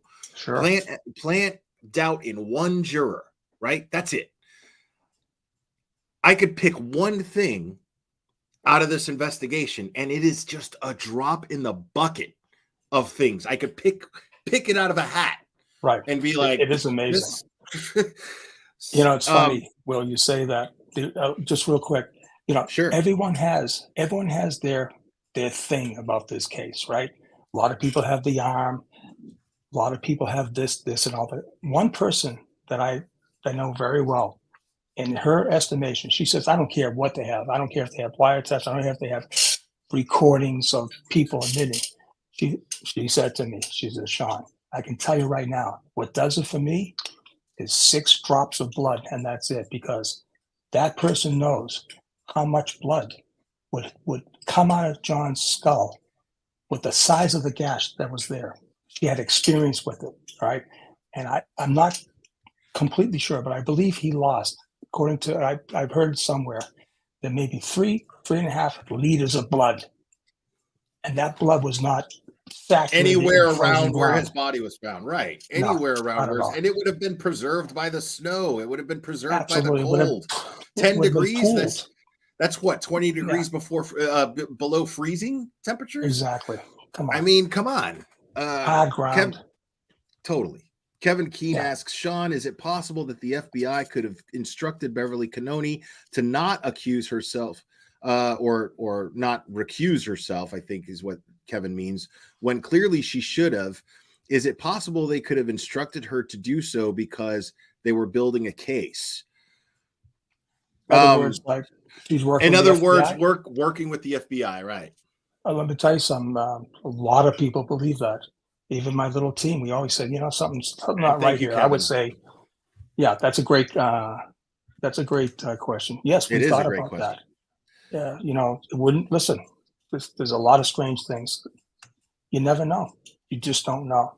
But we're going to find out. That's the good thing about this. Eventually, we will find out. Are coming. All of the answers are coming. This is the most crucial 2 weeks that we have coming up, and the other side knows it. They know it. Yeah, like, I mean, I'll tell you, everyone named on that other side hates us right now. I Oh, mean, God. they hate us right God. now. I'm talking from Morrissey down to Tully down to Proctor. I mean, they hate us right now. Yeah. And I mean, I fucking love it. why? Because because you know something, we did their job Telling the for truth. them. Right. We did their job for them. You're welcome. Exactly. Exactly. Yeah, I mean, and then you've got the trolls, which is just really funny. Some dickhead just came out with this doxing video of mine, doxing me. I'm just like, dude, you think you're the first asshole to dox me? You know how many people I've been pissing off for the last 5 years on this platform, dude? Welcome to the club, my friend. Exactly. Welcome to the club. Right. Exactly.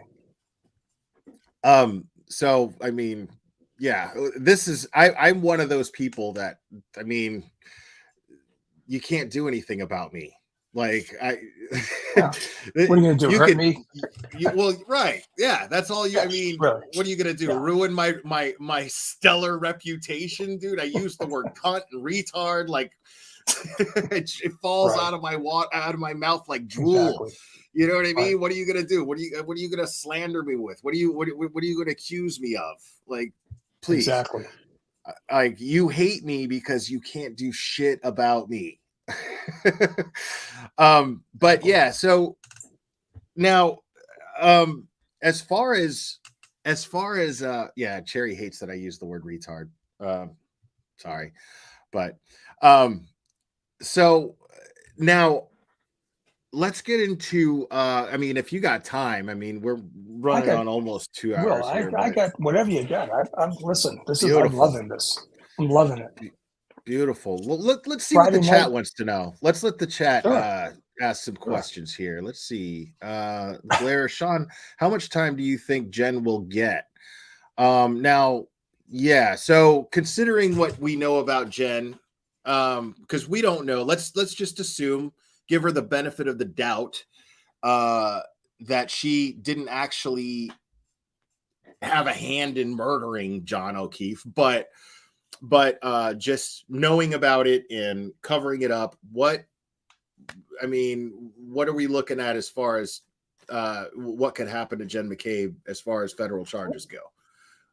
Well, that's the thing. If it's federal, I mean, we don't know how they're going to divvy up their case. They could drop it off to the attorney general, have a special, like they have, special prosecutor take this case off. I would hate to see that because I can't trust the state of Massachusetts right now, right? If one entity is so corrupt, how can you trust the other hand not to mess it up? Jen McCabe, she's seriously in trouble. She was one of the last persons to leave that house. Okay, listen, Will, she knew this guy for 10 years. She knew John for 10 years, right? She was responsible for having John come to that house. Now, I do not believe that there was a motive. I don't believe he was lured, because Karen was all set to come in and continue the nightcap because she wanted Chris to make pizzas. I just think it was a fight. I think there was a lot of booze going on, a lot of testosterone being pushed around. Totally. And it kind of got out of hand. But you know something? Right. He and the other people. And let's be real. Probably a little of this right here. Yes! I like it. Let's just be real. Let's just be real. I mean, Come on. You're a DEA agent from Florida, dude. Come on. Yeah. So listen, she was one of the last ones to leave. You got a nurse in there. Listen, everybody knew in that house what was going on. It was mass confusion, yelling, screaming. Brian Albert's trying to say, get those fucking kids out of here, whatever. Lock them down. Lock them down. We're going to talk to them. He probably put the fucking fear of God in them. He's a dangerous dude, I'm telling you. Yeah. I mean, right. Trust me. I totally believe that Brian Albert is, considering everything, the picture that you painted here about like nobody even wanting to go near that house. No law enforcement wanted to go near that house. No. That tells me that he, like, even cops are afraid of this guy. You know what I mean? I mean, Absolutely. that's fucking scary, I dude. mean, come on, we've heard the stories. I mean, he's banged up many cops. I mean, just that's. I hate to say it, but you know, I don't know what the hell the kid's problem is. I mean, we would give guys like that blanket parties. You would never touch a cop. You would never touch an agent. We were around. You just wouldn't exist. Right. One time. It would take one time. So here's the thing. He's got something. That's the problem. He's untouchable for some reason. You don't think the hierarchy in Boston police didn't know that? Of course they And did. and I like to use common sense too, and I like to speculate responsibly. And I mean, we're talking about he's the leader of what, a gang task force? Fugitive task force. Well, wasn't he a part of a gang unit? I swear that I heard that. I swear I heard that in more than one place. But let's just say if it is the gang unit, right? Well, then he has to think like a gangster. In order to infiltrate gangs, he has to think like one. And who's to say that he didn't adopt that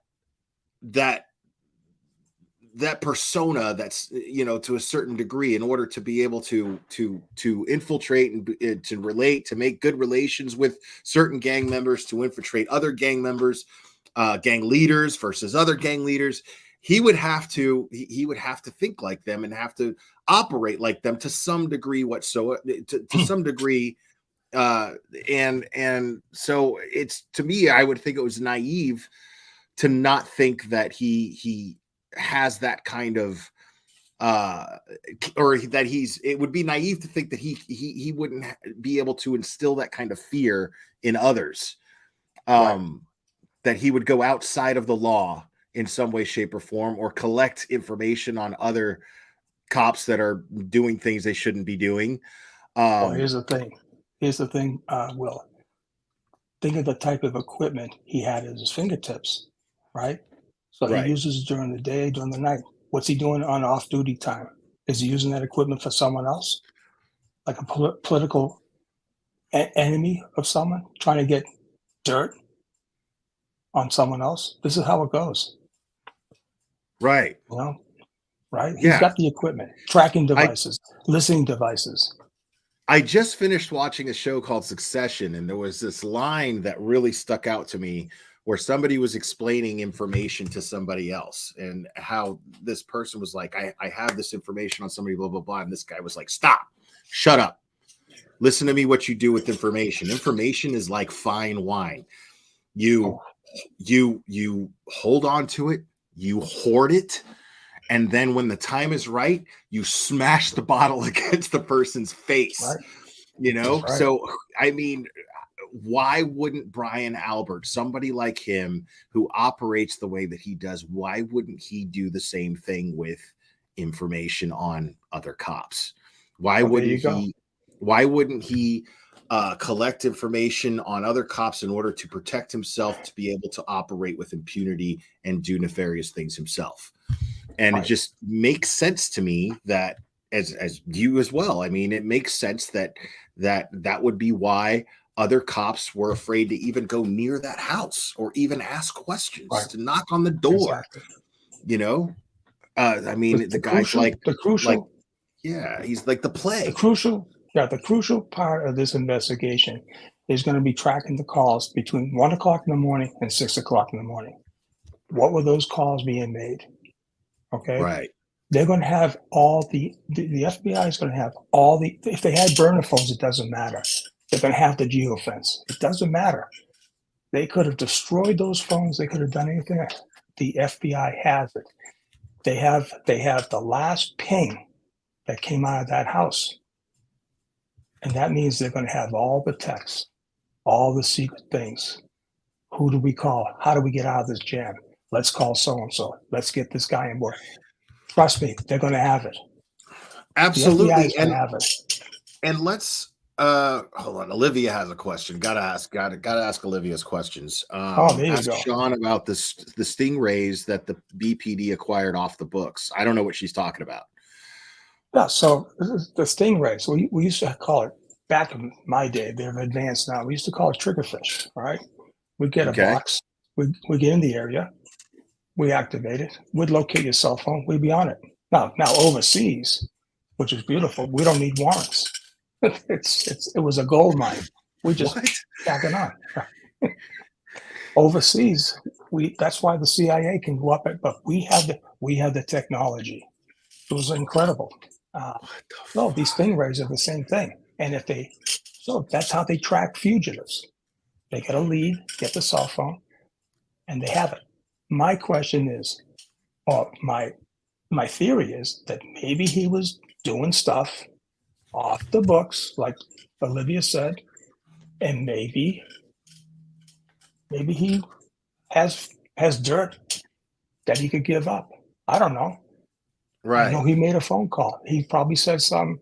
If I go down, we're all going down. Again, you got to be naive to not assume. I mean, first of all, we know Jen McCabe called her sister Nicole. There's no way that Nicole did not communicate with Brian.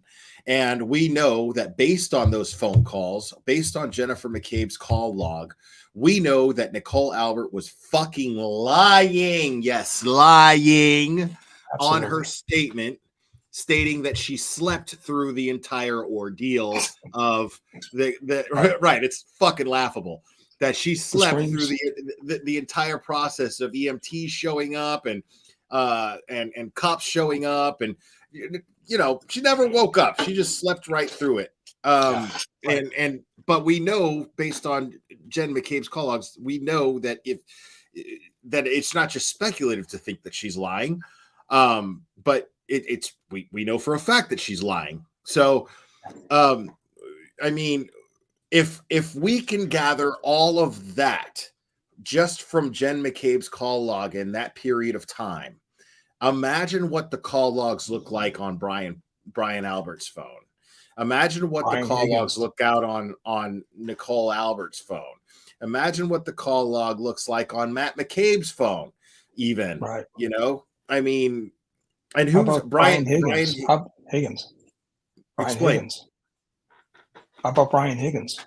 Right. Explain Brian Higgins. Well, he's an ATF agent, right? He was there. Right. He's the ATF agent that was there. Right. How about Ken Berkowitz? How about his phone? Christ, dude. The chief of police. How about that? How does he fit in? He controls the police department.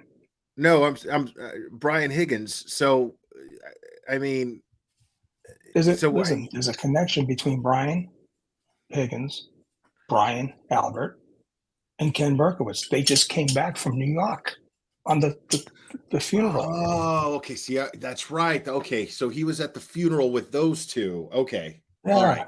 Sorry about that. That was a detail I missed. Guess who would be the logical person to get a phone call when they killed a guy in his jurisdiction? Who's going to get the call? Not Lang. Berkowitz. Berkowitz would get the call. Of course. If you think if Ken Berkowitz thinks I'm the killer of the community, he's my guy. I'm going right to him. Think about that. Think about that one. I hate to say it, but this is reality.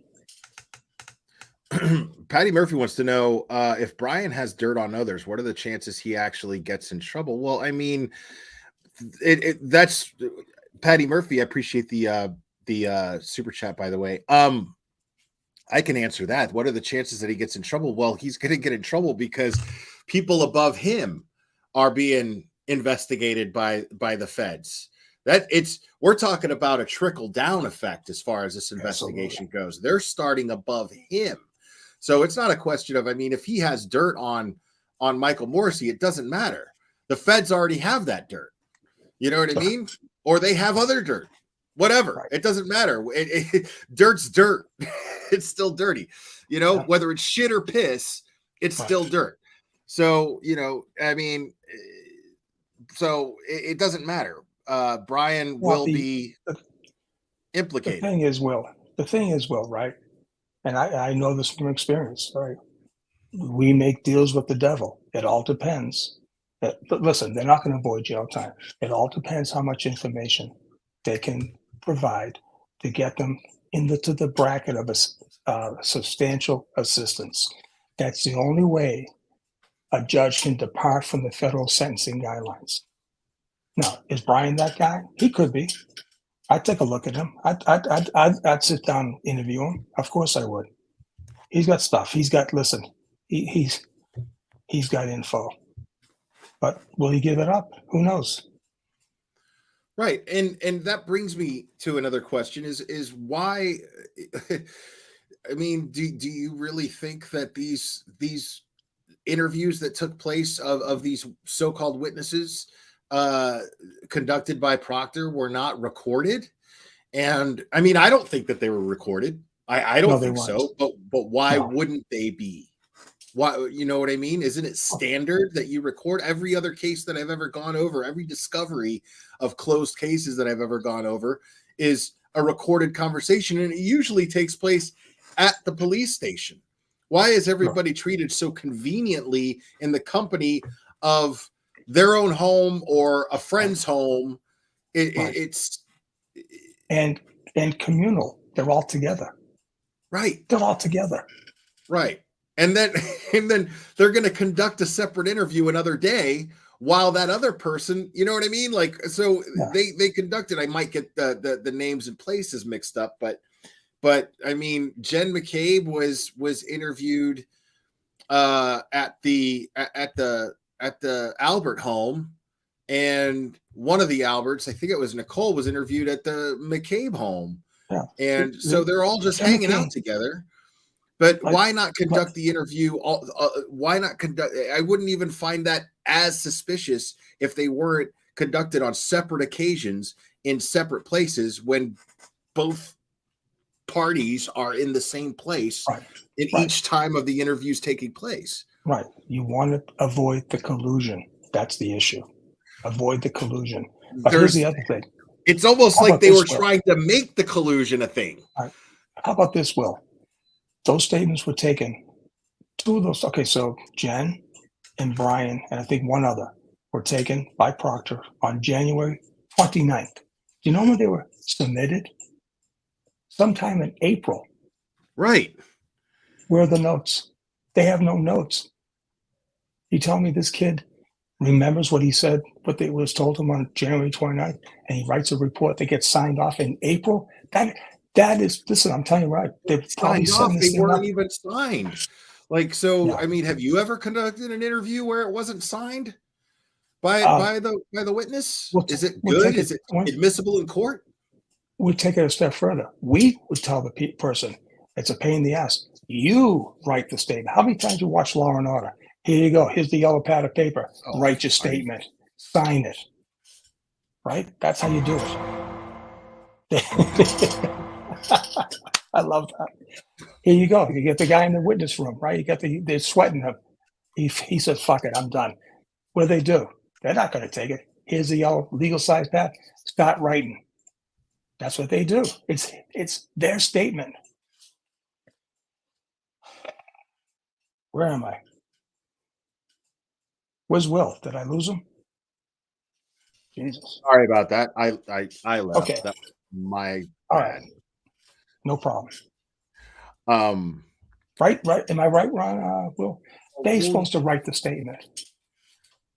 That's what I'm saying. You have them write it down, sign it, and then you type it up. It's their statement. Right. Whatever. Right.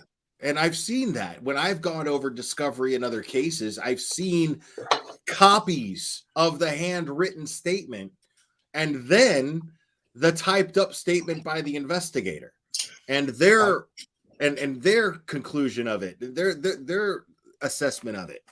So, oh God, man. Maureen Coakley says, Sean, what are your thoughts on Brian Albert not coming out of the house and the DA saying it was because he was a seasoned cop and knew better? Absolutely fucking bullshit. Absolutely fucking bullshit, Maureen. You know I'm a straight shooter. You know me, Maureen. Absolutely bullshit, because I'll tell you right now, we all are inquisitive as cops. Am I a homeowner? You're going out. Will, you're going to go out on your lawn? Of course you're going to go out on the lawn. Everyone's going out. That's consciousness of guilt right there. I don't care what you say. You can call it what you want. Absolute bullshit. Right, because it seems like, and I was having this discussion with Turtle Boy when he was on here, and I was just like looking at all of this stuff and looking at these documents, looking at these statements.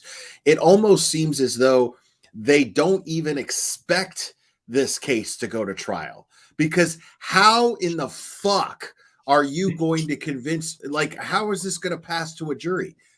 Like anybody from those statements gets on the stand, and Yannetti and or Jackson get a hold of them, and even their side, even their side counsel, it gets a hold of them and questions them. How are they going to answer for these statements? How are they going to answer for them? It doesn't make sense without. I mean, why would the prosecution even risk those people taking the stand? It's almost as if they never expected this to even go to trial based on how this investigation was conducted. So I think that was the plan. Make it so bad that the judge, that the defense would come and say, Your Honor, please. And she would actually throw it out. I think that was, listen, look at the guy, Proctor, with the Walsh case versus this case. But why do that? Why deliberately conduct this investigation in a way that it would be thrown out? To protect the guy they're protecting. Right. Who's going to investigate? Right. Right. Protect the guy. Right. So again, that goes back to Turtle Boy's theory when he was on here, is to create a Casey Anthony type situation.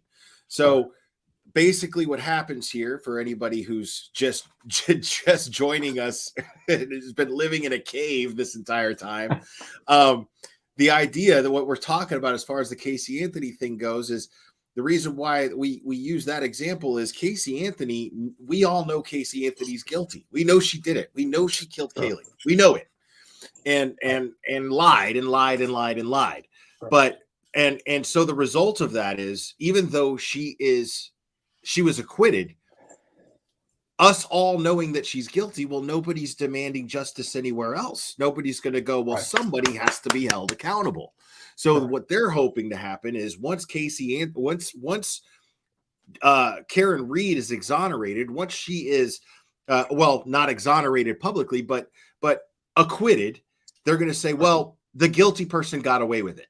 That's the narrative, right? The guilty person got away with it. And so there's no reason to look over here.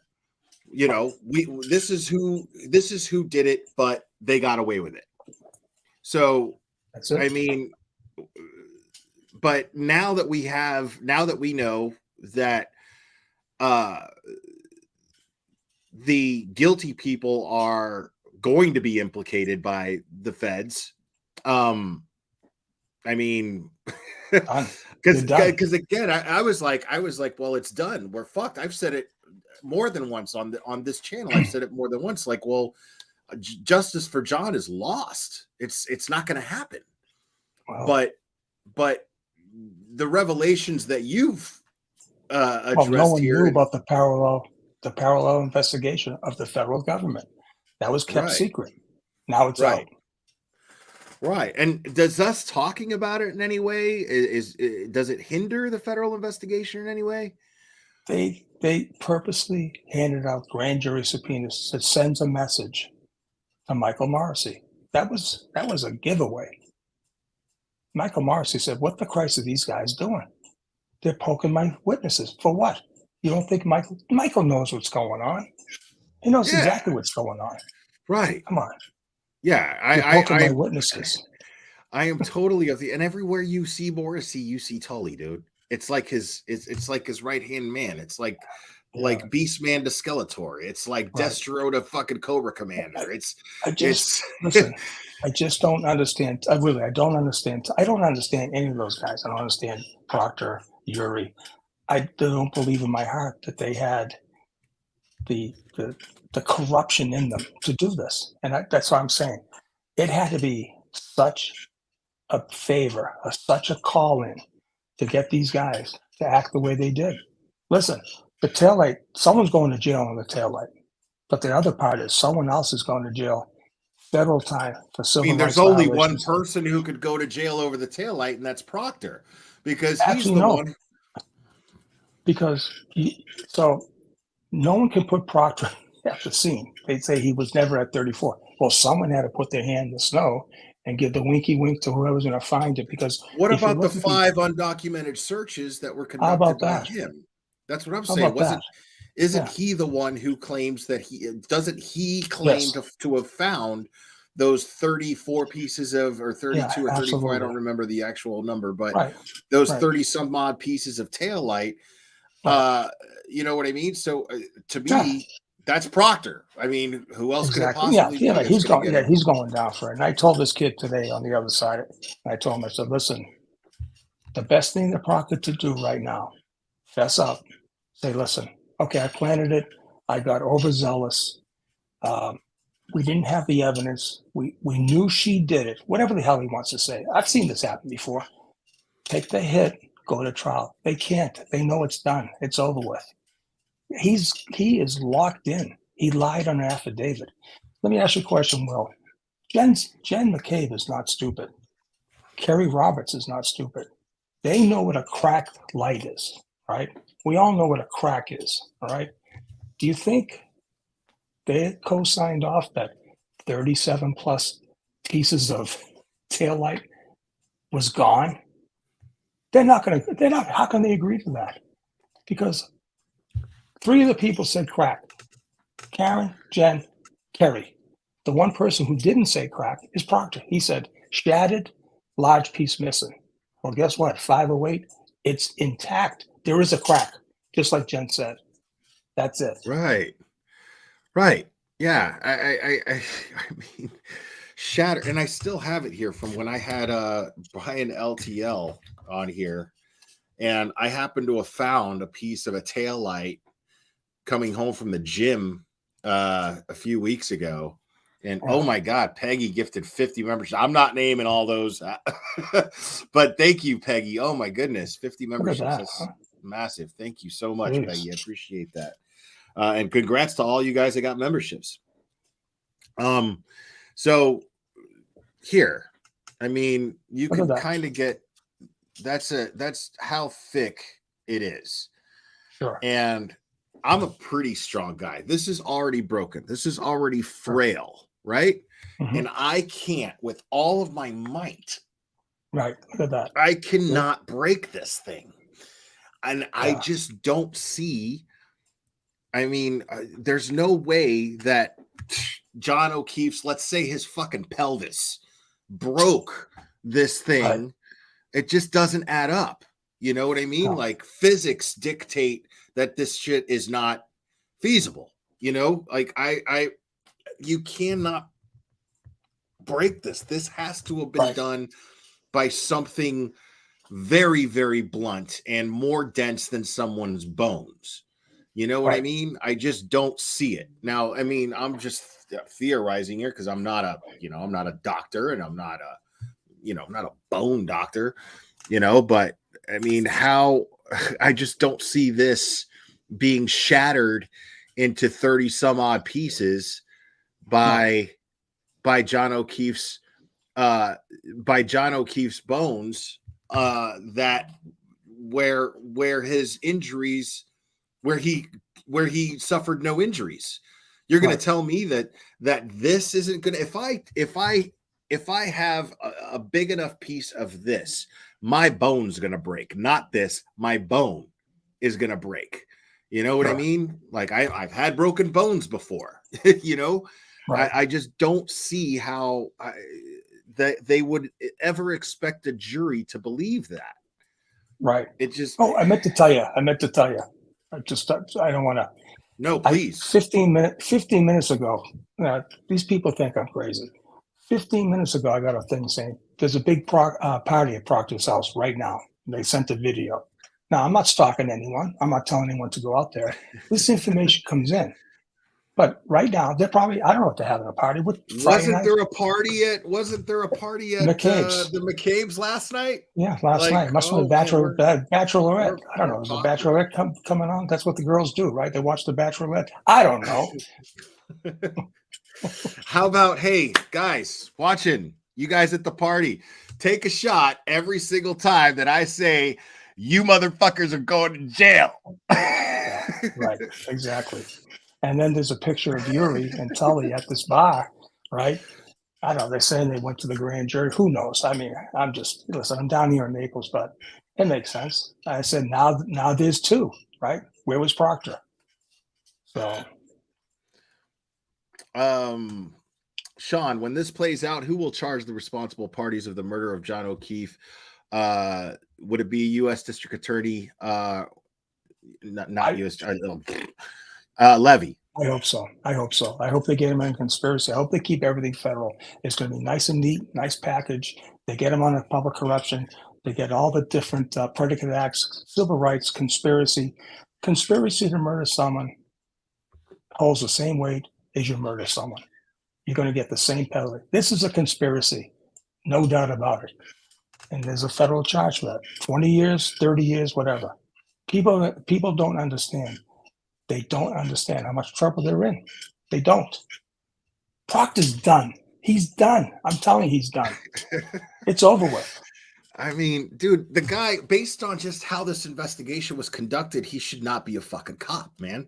You know what I mean? Like, at the very least, like, you know, I mean, if it was just negligence, dude, you have no business conducting a murder investigation, and you have no business investigating the murder of a police officer, the death of a police officer. You have no business doing that. I mean, that's the worst. That is the absolute worst part of this case. You know, listen, every person is important. This is a cop, a state trooper. Imagine his legacy. You know, it's over with. But he did wrong. He set up a woman. He didn't do his job for a Boston police officer. This is the part that just riles me up. Yeah. You don't do that to a brother cop. You don't. I'm sorry. Yeah, it's crazy. You motherfuckers are going to jail. Take a shot. Now, I mean, so somebody asked Scanlon.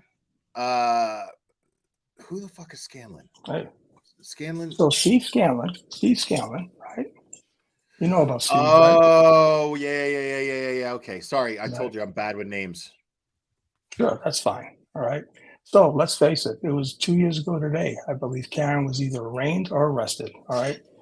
I believe one day after her arraignment, this guy knocks on Yannetti's door, tells him this wild story. Coincidentally, he tells the story that John was beat. He wasn't run over by a car. Your client's fine. That he was beat. Now, this is the thing. He was beat by Brian and the kid, all right? And he was convulsing. Okay, so Scanlon's the one who supposedly informed Yannetti and Jackson or Jackson about the beating that allegedly took place inside the home. And Scanlon is Scanlon a cop? Sorry, Scanlon I was reading chat. Yeah, he was a deputy sheriff for the Suffolk County Sheriff's Office. And so wasn't Brian when he first came on.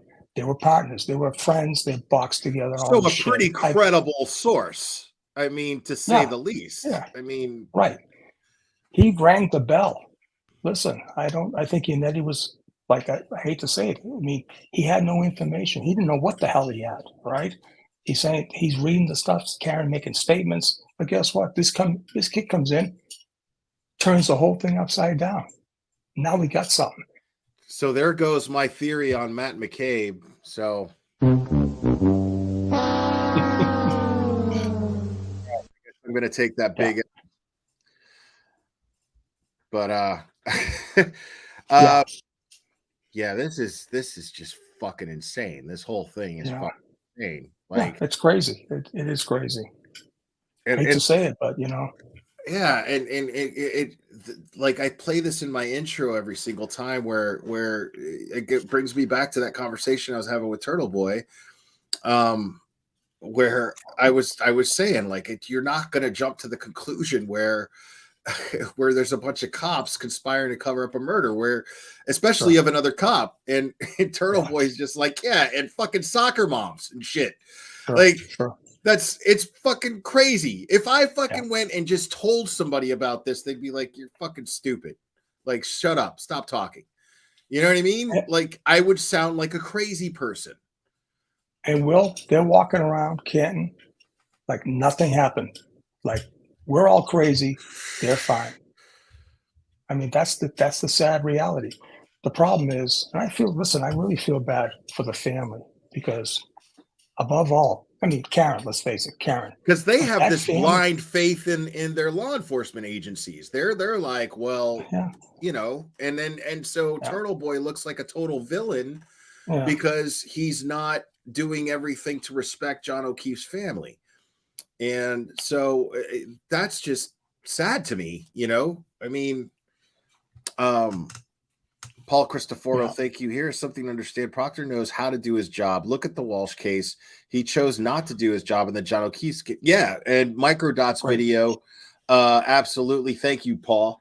Microdot's video absolutely shows this. Incredible. I am loving Microdots. Me and Microdots talk. I don't know who Microdots is, nothing of that, but we talk behind the scenes from time to time. And I am a big fan of what Microdots does. Now, God, I was gonna say something. I forgot what it was. So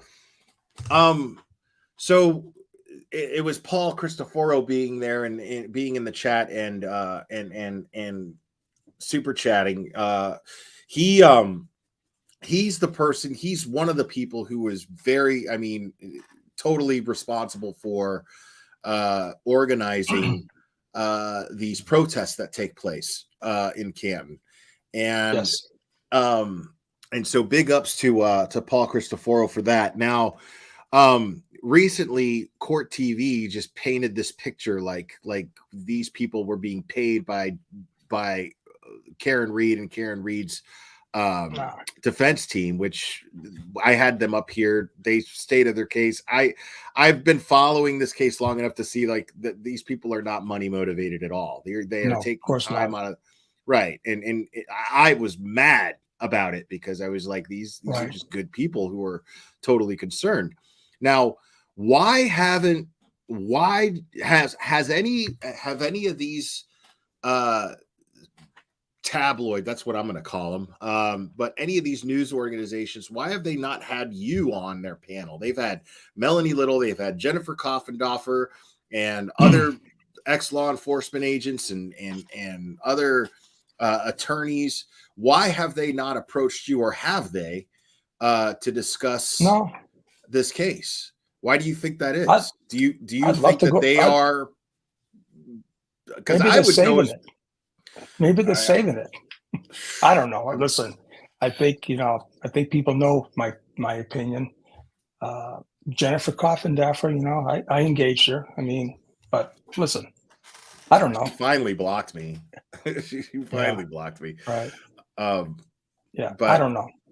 CNN reached out to me. She did an article. They couldn't use it all because they couldn't get anybody on the other side to source it. So, but they did reach out to me, and I gave a couple other leads. So that was a pretty good thing.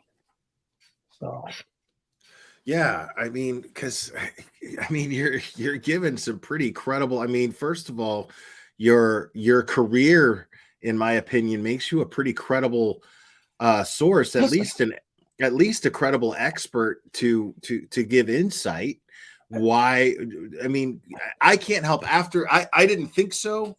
I tossed it around a little bit, but after what they said about these protesters, it made me think, well, is there a possibility that Court TV is somehow being motivated by the McAlberts? You know, I mean, do they have something motivating them to spin the narrative that that Karen Read is guilty? You know, it's kind of funny. Thank you, Think Linda. about Vinnie Politan. You don't think Vinnie Politan, if he heard what I just said tonight in your show, wiretaps, planting evidence. I mean, Jennifer Coffendorfer is lying. So, yeah. She's lying. not only is she not only do I think she's a fucking idiot, she's clearly a liar. Because I mean, dude, why is she the only one with all of this inside information about that's another reason why I'm thinking, like, what is Court TV getting out of this? You know, because I mean, why is she the only one that has this information on Chloe and this backstory about what happened to Chloe the dog, and how does she know that Chloe is in Vermont? Nobody else seems to know this. Why does she know that? I mean, well, clearly she has a relationship. She has a relationship with the DAs. We know that now. She had a relationship with the DA, right? Clearly. But like I said, the nice thing is Melanie Little is on there. Melanie's great. Hey, listen, I'd like to tell Melanie this information. I mean, she needs to hear this information. I can give her the information. Yeah. What I told you tonight, you know? I'm sure she's gonna. I don't see why she wouldn't want to have you on her show. And it's funny because she when she first started covering this case, she didn't want to play the audio of that 911 call that Jen McCabe made that was picked up off John O'Keefe's voicemail because she couldn't verify the authenticity of it. So I want to take this moment real quick to thank you, Tully. I want to thank you for verifying verifying the authenticity of that in your bullshit search warrant for Karen Reed's phones. So thank you for verifying the authenticity of that in that search warrant.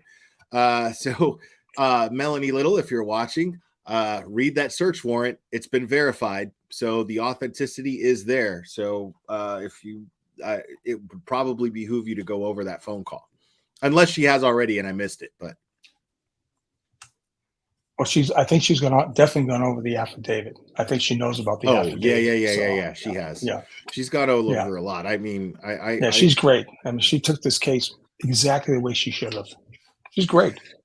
Now I love Duty Ron, Peggy. I don't know. I have personally Duty Ron has actually let me up on his panel. Duty Ron is a retired New York City homicide detective who I like and respect very much. And I have been on his panel and I brought up this case to him and I sent him the spreadsheet that was made by Sleuthy Goosey, hoping that he would go over this case because I was dying to get his insight on it. But for some reason, he has not gone over it. But it's his prerogative, you know. So I'm not at a place yet where I'm going to criticize Duty Ron in the manner in which I've criticized Bill Cannon.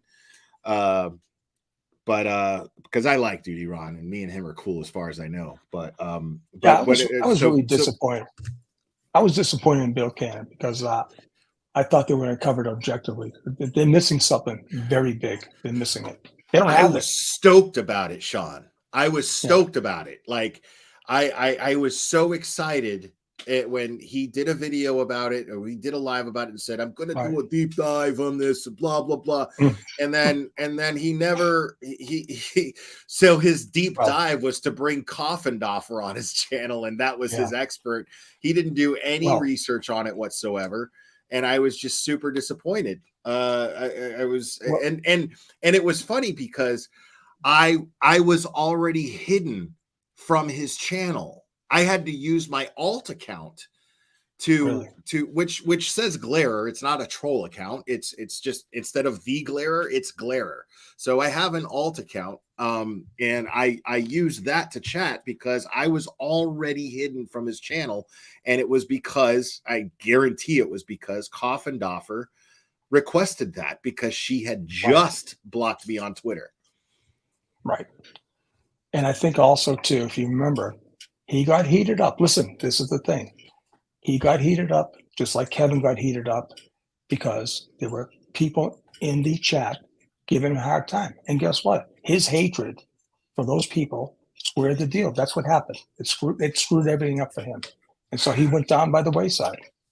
Yeah. I mean, that's what made me mad. Like, that's what put me over the edge, was when he insulted those good people. Because the reason why I became passionate about this case was interacting with so many of the locals there in Massachusetts. The ones that, I mean, these are all people have nothing invested in this, no skin in this game other than, to me, the most important skin in this game is that their local law enforcement and voted and their elected officials are dirty and they're concerned about their community. So and he insulted them and said that they're just a bunch of morons, quote, who need to go back to working at the Piggly Wiggly. And I was just like, what the fuck, dude? You know, and I talked this guy up. I was like, I can't wait to hear Bill Cannon's take on this case. Couldn't wait. I was so excited about it. And then he pulled that shit with Coffindoffer on panel, and I was like, man, you suck, dude. And it pains me to insult a seasoned retired law enforcement officer. It pains me to do that. Right. So getting back to Jennifer, right? Former FBI agent, right? She has access to those agents in Boston, you know? It should be telling why they're not talking to her. I mean, she knows the secret handshake. We all have the secret handshake. She still has it, right? They never told her. Yeah, I mean, they never told her. Turtle Boy's he's more because I was very fresh to this case. I wasn't even before. I mean, I wasn't ready to bring Turtle Boy even on this channel until I did my own research on this case, and I did it live because I wanted to show an unbiased, you know, and I wanted to show that I wasn't biased, and so I. When I brought Turtle Boy on, he referred to her as a diversity hire, and I laughed because I was like, "Oh my god, this guy, dude! Like, you just fucking said that shit live on my fucking show." But then the more I started watching her tweets, and the more I started listening to her talk, I was like, "Okay, it's not like Turtle Boy was being unfair." I mean, because that's the only thing that fucking makes sense. Who the fuck gave this woman a badge? What cereal box did she open to get her FBI badge from? It blew my mind. She has an incredible bio. That's all I got to say. But did she make her bones? I don't know. She had a lot of training. I don't have my practical use. If anyone went public to say, oh, there's a scene there. Listen, there's one scene, right? That's a person has no experience. 34 Fairview was the crime scene. The fact that she said that told me those 28 years, she was stashed away somewhere because she should know better. That's what blows my, I'm like, how do I know these things and you don't? That's why I ended up getting blocked, because I was just like, how the fuck do I make more sense talking about this than a retired FBI agent? Makes no fucking sense. Yeah, like, you know, I wasn't ready to again, I'm never, my first instinct is never to criticize someone with law enforcement experience. To me, they deserve the same respect as any soldier, any veteran. To me, that's what automatically you deserve, that kind of respect. And I will give that until I have a reason not to. And I need a lot, you know, and Coffindoffer just consistently just kept saying shitty, stupid things. And then I was just like, all right, yeah, you're a fucking idiot and you're an asshole. Right. So I don't even want to, I can't with you. Listen, there's got to be a reason. We'll find the reason out. But, you know, this is the thing. She didn't want to cross the line, right? Like I did. See, that I understand that. I understand that. I think that's probably, again, I don't want to speak for Duty Ron, but I understand that. I'm assuming, I'm just assuming that Duty Ron has not talked about this case because he doesn't want to be quick to jump on a bandwagon where cops are dirty. You know, he's part of a brotherhood, and I get that, and I respect that. But dude, come on, like if the evidence is there, and they're making what you do, they're minimizing that service that you have performed as a police officer, as somebody who's been an officer for this many years. you know, you're doing yourself an injustice. You're doing yourself a disservice. You're doing every honest cop a disservice by not speaking up on this, in my opinion. They have to take a look at the evidence. They have to take a look at the reports. It's glaring. No pun intended. It jumps out at you. That's how obvious it is. Sure. Right. That's all I asked. Because I was like, here, Duty Ron, like, just look at here's the spreadsheet. It has everything that you need. And I would take Duty Ron's silence as okay, this looks fucked up, but I'm not ready to start trash talking cops. And other cops. And I respect that. That's fine. I understand that. You know what the telltale is? You have a young lady like Olivia Nile. You got Suthi Goosey. Listen, they nailed it. They nailed this thing. Oh, every day they do, all day. Nailed I it. can't even keep up with their tweets. I can't even keep up with them. Like It's just amazing. I'm so grateful to Sleuthy for making that spreadsheet, because it's basically cliff notes, because there's so much to this case that somebody with my horrible study habits and my learning disabilities that I've always had, it's hard for me to follow everything. You can see I get names mixed up. It's still, but she's made it very, very easy for me to understand. And I'm really grateful to her and Olivia also. And I've had them both on separate occasions on this channel who makes things very, very easy to understand. And I'm very grateful to the both of them for everything. I call Olivia the combat. She's the combat analyst. She'll machine gun you down. She's amazing. Yeah, totally. I mean, I remember being but see, that's the thing is she seems to have the common sense of someone who is like, you know what, I'm not even going to engage with these fucking idiots because they're just too stupid. Right. But at the same time, I feel like, and again, I don't want to speak for Olivia, but I feel like the reason why she continues to do it is because she is just passionate about this case and passionate about her fear of misinformation being put out there in this case.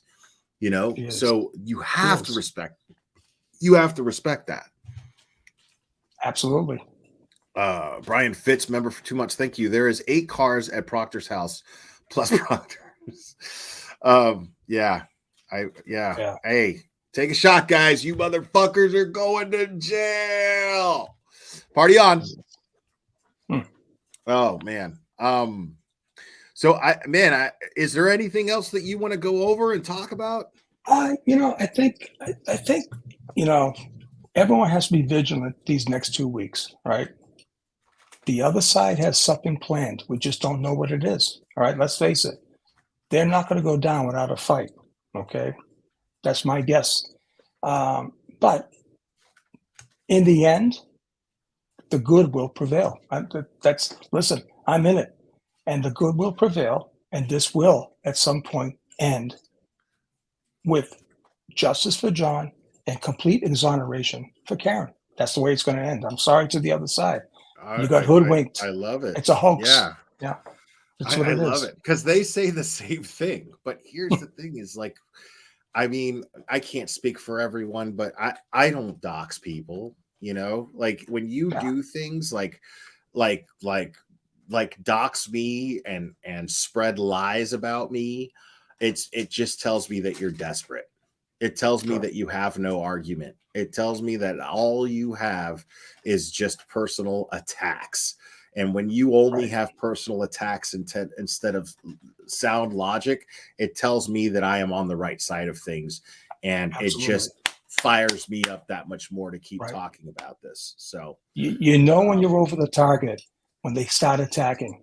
You know, where's all the great evidence? They had this great evidence back a month ago. Oh, we got Karen doing this. They don't say a word about it because it was a fantasy. They got sold a bag of goods. That's it. They don't even talk about it anymore. Right. How am I not supposed to laugh at dudes like Plevin and Graham, bro? You know what I mean? Like, how am I not supposed to laugh at these dudes? You know, like Plevin doesn't fucking make any sense at all. You know, just a whole bunch of word salad. You got Grant with a bunch of fucking word salad, and then his next tweet is, you know, I smoke weed in front of the courthouse because I bleed out of my ass. Like, okay, bro, like everything that you just said, there's no, how am I supposed to take you seriously, man? Listen, you know, kills me, dude. Yeah. It kills me for Kevin because listen, I feel bad for him. I don't know why he's taken this position. He says he's stubborn. All right, but listen, he's not. He is doing one or two things. He doesn't know how to interpret the evidence, or he's just basically taking a stance that I'm not going to be on that side. I'm going to die on this side, and if it happens, he's got nothing to lose. He can walk away. So they chose him. I'm glad I'm on this side. Right. Me too.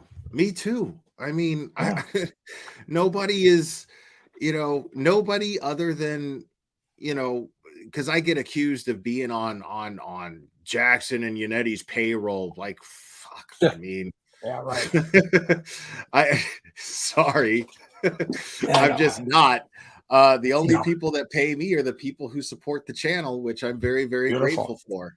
And that's just part of being a YouTuber. You know what? I love? I love getting the passion back in my life again. This is my juice. I love this. And I only take on cases that I'm passionate about.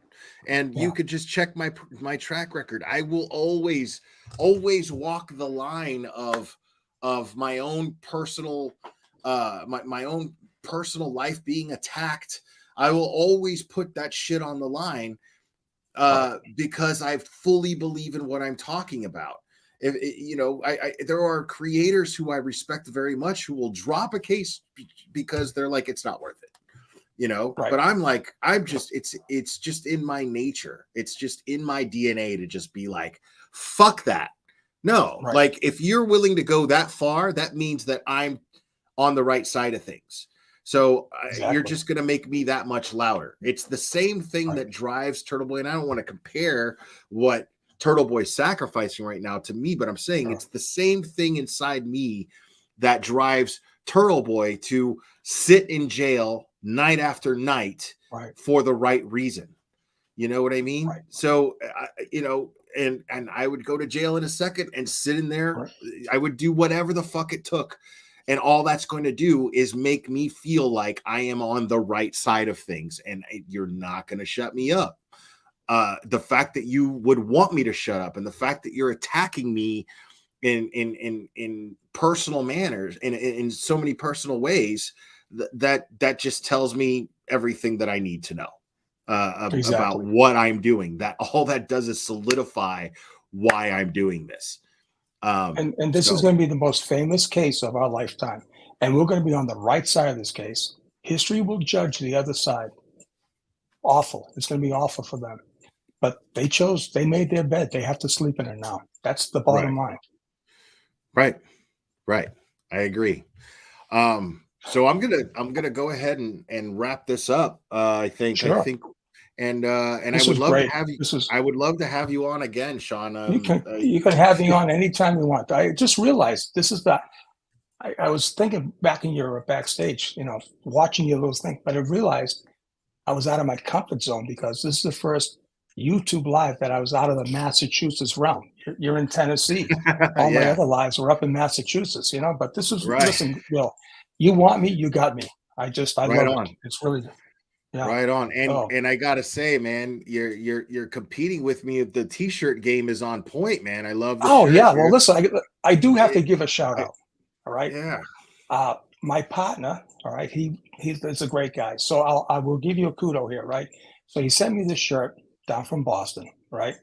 I said, listen, do I wear it like for Mike's show or to wear it for the Glera, right? He says, no, buddy. This is a Glera shirt. And it totally is. It's 100% a Glera shirt. Yeah. Oh, yeah. And for so many reasons. another friend, another shout out to her. And she said, Sean, now you got to get a beanie. I said, well, wait a minute. This fat head with a beanie, ain't gonna happen. Whatever. No, She man, said it. and there's only one jefe, man. You are el jefe. Yeah, listen, I love Absolutely, it, man. 100%, and that translates to the boss. If you guys don't know, That's right. that is- You know it. Yeah. yeah, the boss. Yeah. And Sean is Truly 100%. appreciate it. Truly, listen. You're a great host, and I'll tell you, I felt really comfortable, and I just hope the people I'm watching their little chats go by, hope you realize we're all on the right side of history here. I just not feeling just remember, this is the most crucial 2 weeks of this case. What, bar none. Thank you so much. I appreciate that, Sean. That means the world to me coming from you, man. Franklin Tyrone Tucker as a Florida Man U stand. I don't even know what the fuck that means, but thank you. Nice. I hate when people super chat me and then like they say something that you know what I mean? Yeah. That I'm like, okay, I guess I hope it was worth the super chat to say what you had to say. Beautiful. I wish I could elaborate on it, but I can't. But Sean, I can't express to you my gratitude to you for joining me tonight, man. And seriously, I had a great time. And I really look forward to doing this again, especially as things unfold, because we know they will. So it's gonna be interesting, most definitely. But Sean, thanks again. You're fantastic, man, and blessings to you. I hope you have a wonderful night, man. Thank you. Godspeed. Be good. All right. Good night. Bye-bye. All right, guys, there you have it. Sean McDonough, folks. Sean motherfucking McDonough.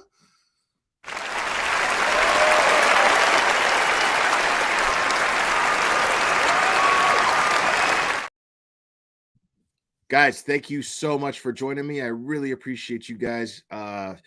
You're fantastic. Before I go, I'm going to read you guys something here. I'm glad I remembered this because I was afraid I would forget it. But I was sent this by Paul Cristoforo. And he supposedly sent this everywhere. And let's just hope that these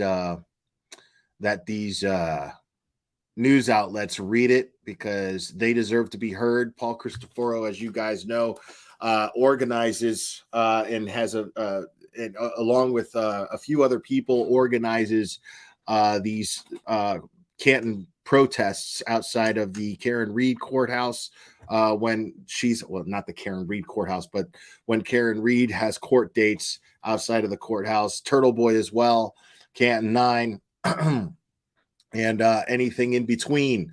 It says here, this is for immediate release. Attention all media. There will be a peaceful protest held at the Norfolk County District Attorney's Office located at 45 Shawmut Road in Canton, Massachusetts on Tuesday, February 6th, beginning at 3 p.m. This protest is organized by a group of concerned citizens who are standing up for our First Amendment rights, as well as yours as reporters. We are also standing up against corruption throughout the Norfolk County DA's office and the Massachusetts State Police. As you are well aware, Josh Levy and the United States Attorney's Office are investigating the actions of both these entities in the Karen Reed case. They have also handed out various charges to other state police officers this week in unrelated cases. In the words that were said in court, quoting Josh Levy, in good conscience, we cannot let this case go to trial, meaning the Karen Reed case. In good conscience, we cannot let this case go to trial without sharing the information we have with both parties. The Norfolk County DA office is using an unconstitutional witness intimidation statute to keep an award-winning journalist in jail, charge 9 random citizens for protesting on a sidewalk, and most recently attempting to jail Karen Reed for using her constitutional rights to fight for her freedom. One would think the media would be more interested in this corruption, given it is direct ramifications on not only your professions, but also your basic rights as American citizens. Sincerely, the citizens of the Commonwealth of Massachusetts. I'm going to go ahead and say that. So Awesome. Thank you, Paul, for that. And I will be there in spirit, but I will also make sure to give a little coverage here on this channel for when that happens. You better believe that I will do that. And so one more shot for the road, folks. You motherfuckers are going to jail. Woo! People, I love you guys very much. Thank you guys so much for all your support. And I'm talking to you guys at Proctor's house, drinking it up and having a good old time. Enjoy it. Enjoy it. Justice is coming. People, thank you for subscribing. Those of you who are new subscribers, thank you so much for liking this. Thank you for all the new members, such as Sandy. Thank you. Welcome to Logic. Thank you for all of the support. You guys are amazing. Fantastic. I fucking don't deserve you guys. You guys are amazing. I love you guys very much, and we will do this again very soon, my friends.